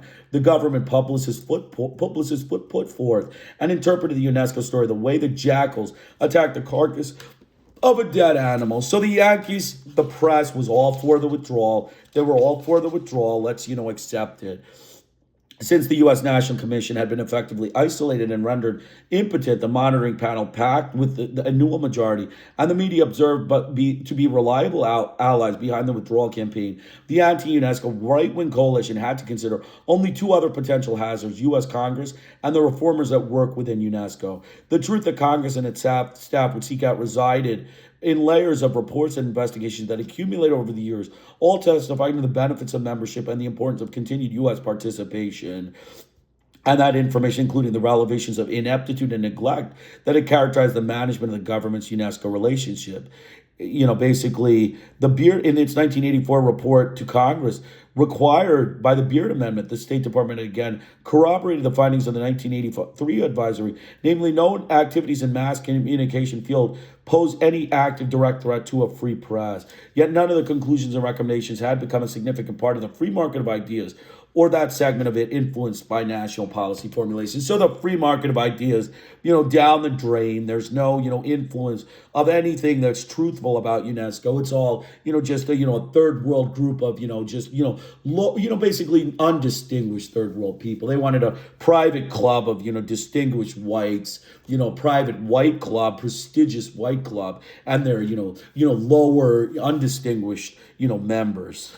In the hearings, the majority of witnesses, communications, resolutions, and statements supported the U.S.-UNESCO relationships and urged the U.S. to stay in, but this had been true in all other surveys of expert opinion that had been informed by the experience of participation in one or another of UNESCO's many activities and had followed the organization closely. So basically, it doesn't matter if Congress came through, everything was, all negative. They'd already reported all these things. UNESCO had already been tried and convicted. Negative testimony and adverse assessments came largely from Owen Harris, resident associate at the Heritage Foundation, Charles Lichtenstein, senior fellow there, Gregory Newell and Jean Girard, and from the materials they submitted, which mainly echoed the Heritage Reagan administration interpretation of UNESCO's failings. So basically, what the impact of all this investigation can only be judged by its inability to reverse the withdrawal decision or have it postponed 1 year. So basically, nothing ever happens, right? I mean, the Yankees, they do all of these things and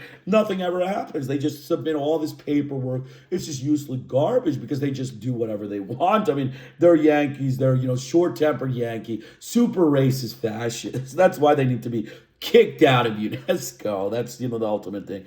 They also provided authenticity to the views of educational, scientific, and cultural community whose position was corroborated by the near unanimous opposition of UNESCO's member states and to the U.S. unilateral withdrawal.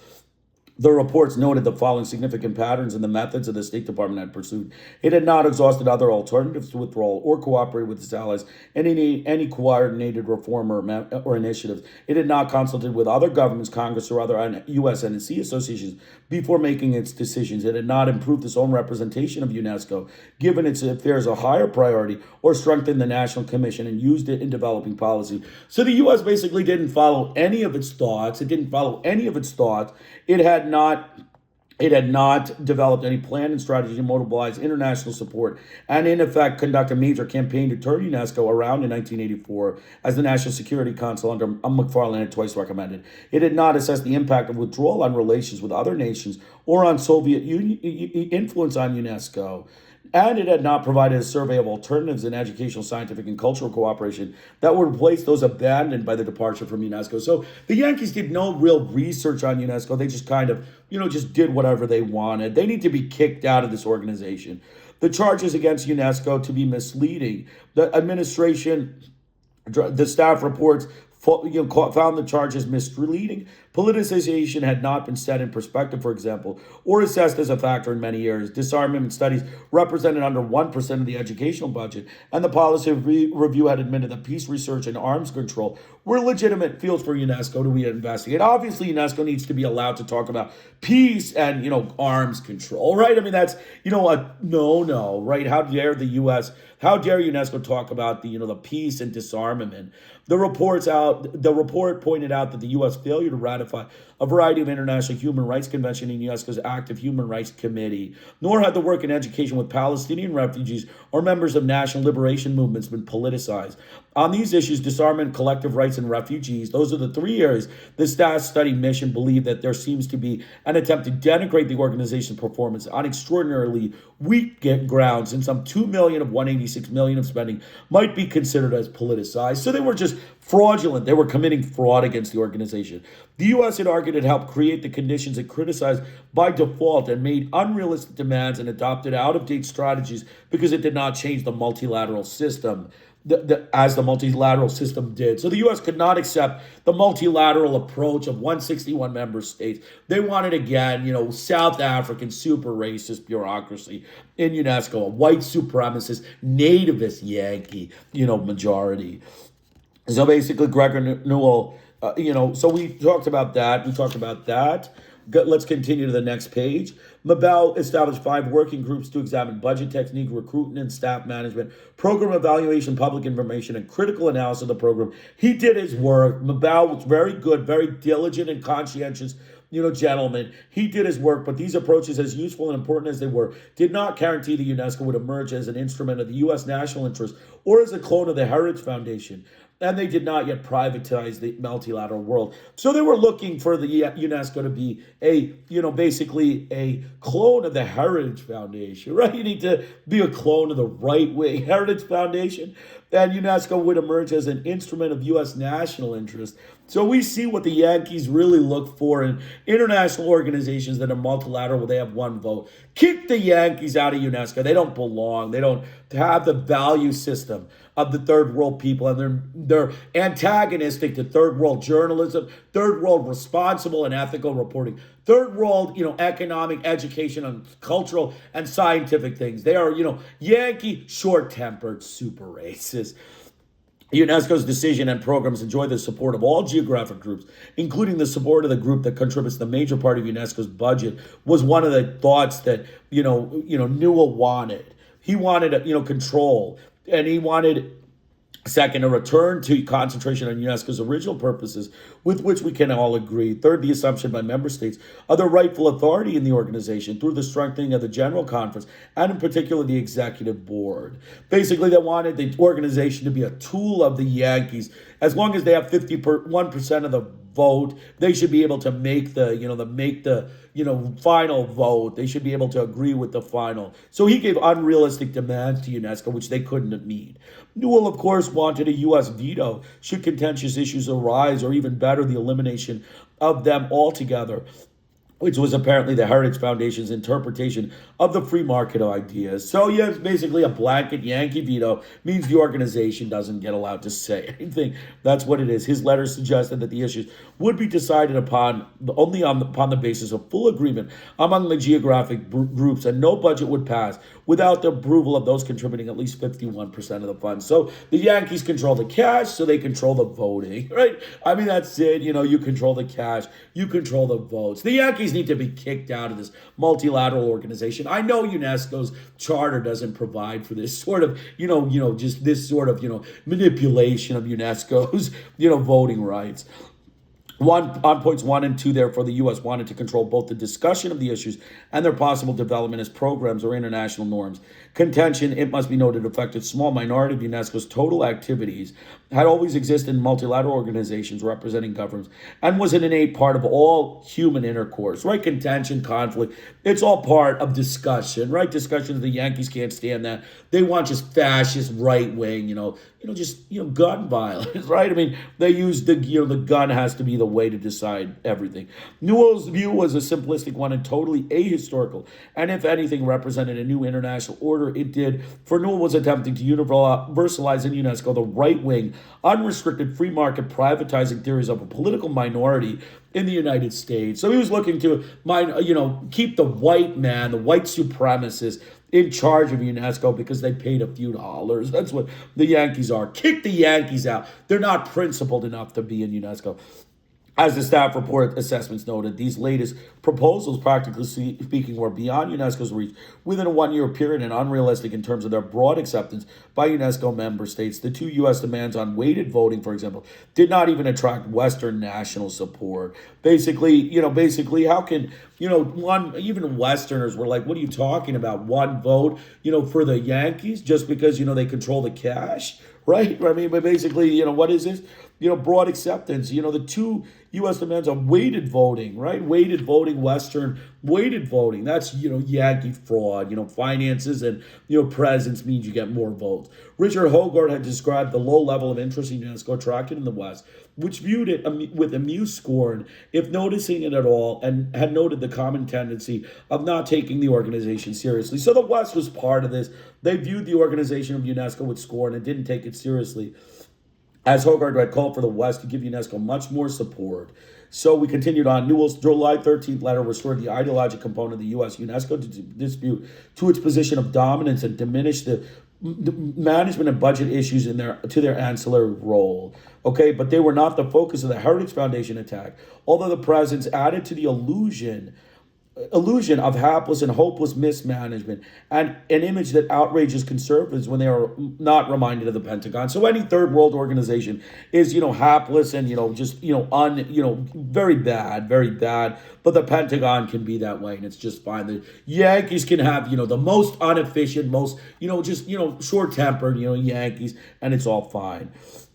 UNESCO and its member states would have had to surrender and, in a sense, accept the United States occupation of the organization for the indefinite future. It was like Hitler's. The July agenda, however, was less a movement for reform than an ultimatum like Hitler's message to Poland in 1939. UNESCO and its member states would have had to surrender and, in a sense, accept the United States occupation of the organization for the indefinite future. That's, just fraud. They're, fraud, con artists, championship disinformation, and championship censorship Yankees.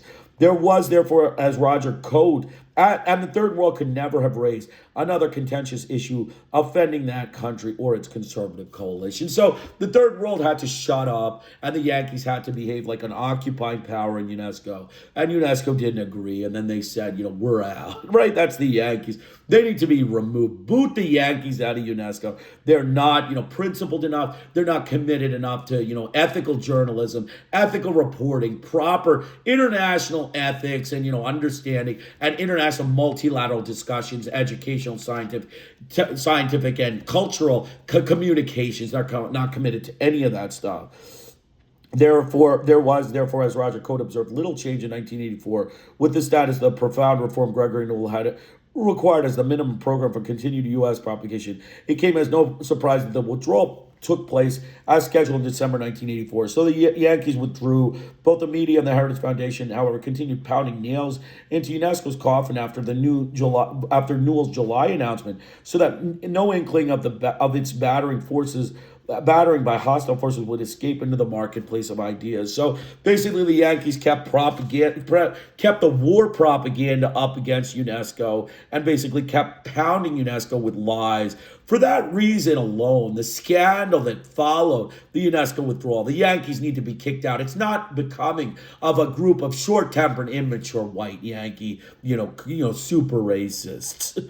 So that's that. The USNC report covered 23 years that had been presented as the heart of the controversy between the U.S. and UNESCO. In 30 pages of documented rebuttal, the advisory challenged the Reagan administration line, disputed the facts, and dispelled its disinformation. Ed Herman's analysis of the media response to this dramatic free market confrontation suggests its futility when power is centralized and motivation is absent. What coverage there was, Herman finds, was so superficial and trivializing so as to amount to de facto suppression. So there you see biased reporting, suppressed reporting, just fraudulent reporting, the Yankees.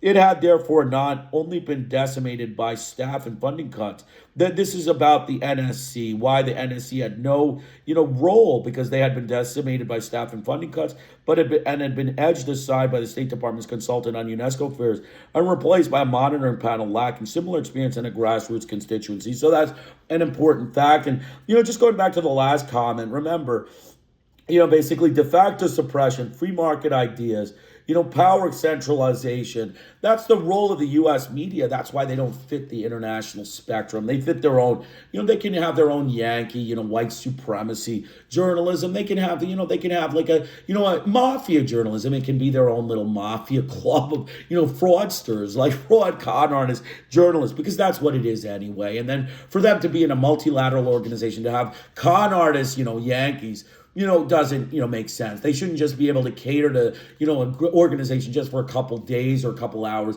so that they can say they're, on board with international rules. They will subvert this organization. They will destroy its principles, and they will foster imperialism in the world again. That's the danger of allowing the United States to remain in UNESCO. They have already waged 3 wars against Venezuela, Iran, and Cuba, and they will continue to wage those wars against UNESCO member states. They need to be kicked out of UNESCO. They need to be told firmly and openly that they do not deserve to be in UNESCO.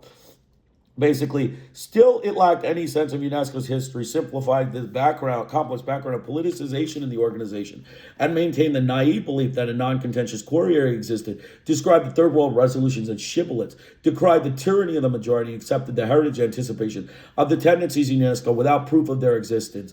Okay, so basically, that was the November 9th, 1984 monitoring panel that made its report, to the executive board. They sent representatives to Paris to the UNESCO meeting, and they reported these things, and then they withdrew. Nor did it confirm. None of the statements in the GAO report were confirmed in the report by the monitoring panel reform. It did not confirm gross mismanagement or financial irregularities, but rather it established what Hogarth and others insiders knew. Nothing sensational, quite the opposite in the budget mismanagement in any legal sense, mostly opposite, and no budget mismanagement, mostly requests for administrative adjustments that any large bureaucracy might need. The propaganda and negative expectations of the media, however, had largely made these innocuous findings irrelevant.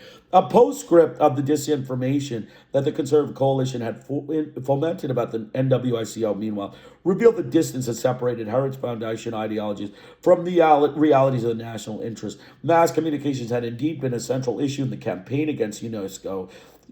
Basically there was this SIG reply, they concluded, makes clear that the American national interest as well as the third world countries are intertwined. Further, that the North-South communications imbalances are real and deserve to be addressed by the United States private and public sectors. So clearly mass communications was an issue within the Yankees mindset itself. Their studies, there was a secret memo issued. You can read that for yourself on page 184. There was a secret memo issued, and that mass communications problems were an issue within the Yankees, government itself. But they took it against UNESCO. They committed fraud against UNESCO. The Yankees need to be kicked out. Get the Yankees out of UNESCO. So we're going to finish up. These are the best statements. The final summary. I'm going to read this, and you should remember this.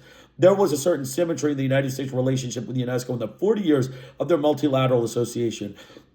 The loyalty security testing that politicized UNESCO under U.S. leadership early on in their history represented a deep-seated suspicion that international organizations were un-American and had to be Americanized. So that's an important fact. The Yankees wanted to Americanize this international organization, UNESCO, for the third world. It's a 161-member group. How can you Americanize, Ugandans and, Chinese and Japanese and, Brazilians and Chileans and, Cubans? I mean, the Yankees are delusional. In the U.S. departure, that same ethnocentric nativist obsession returned to dominance.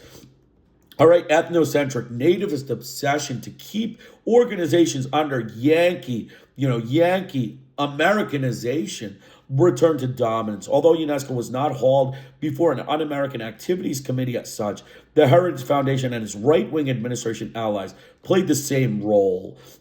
UNESCO, like the world at large, came to be viewed as a center of subversive activity. So they viewed UNESCO as a subversive organization.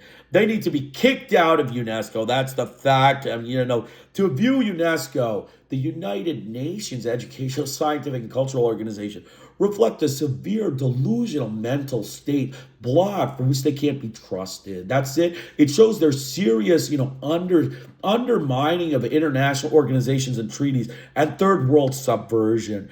40 years later, Gregory Newell has resumed the screening process. One can hear him asking UNESCO, are you now or have you ever been a multilateral organization? There was no possible defense. So that's it. Basically, the U.S. needs to be kicked out of UNESCO. Remember that. You should giggle over that. There's no question. They should be kicked out. Whether they are or not, that depends on who might watch the video and who might make the decision. But they should be kicked out of UNESCO. Remember, Hope and Folly.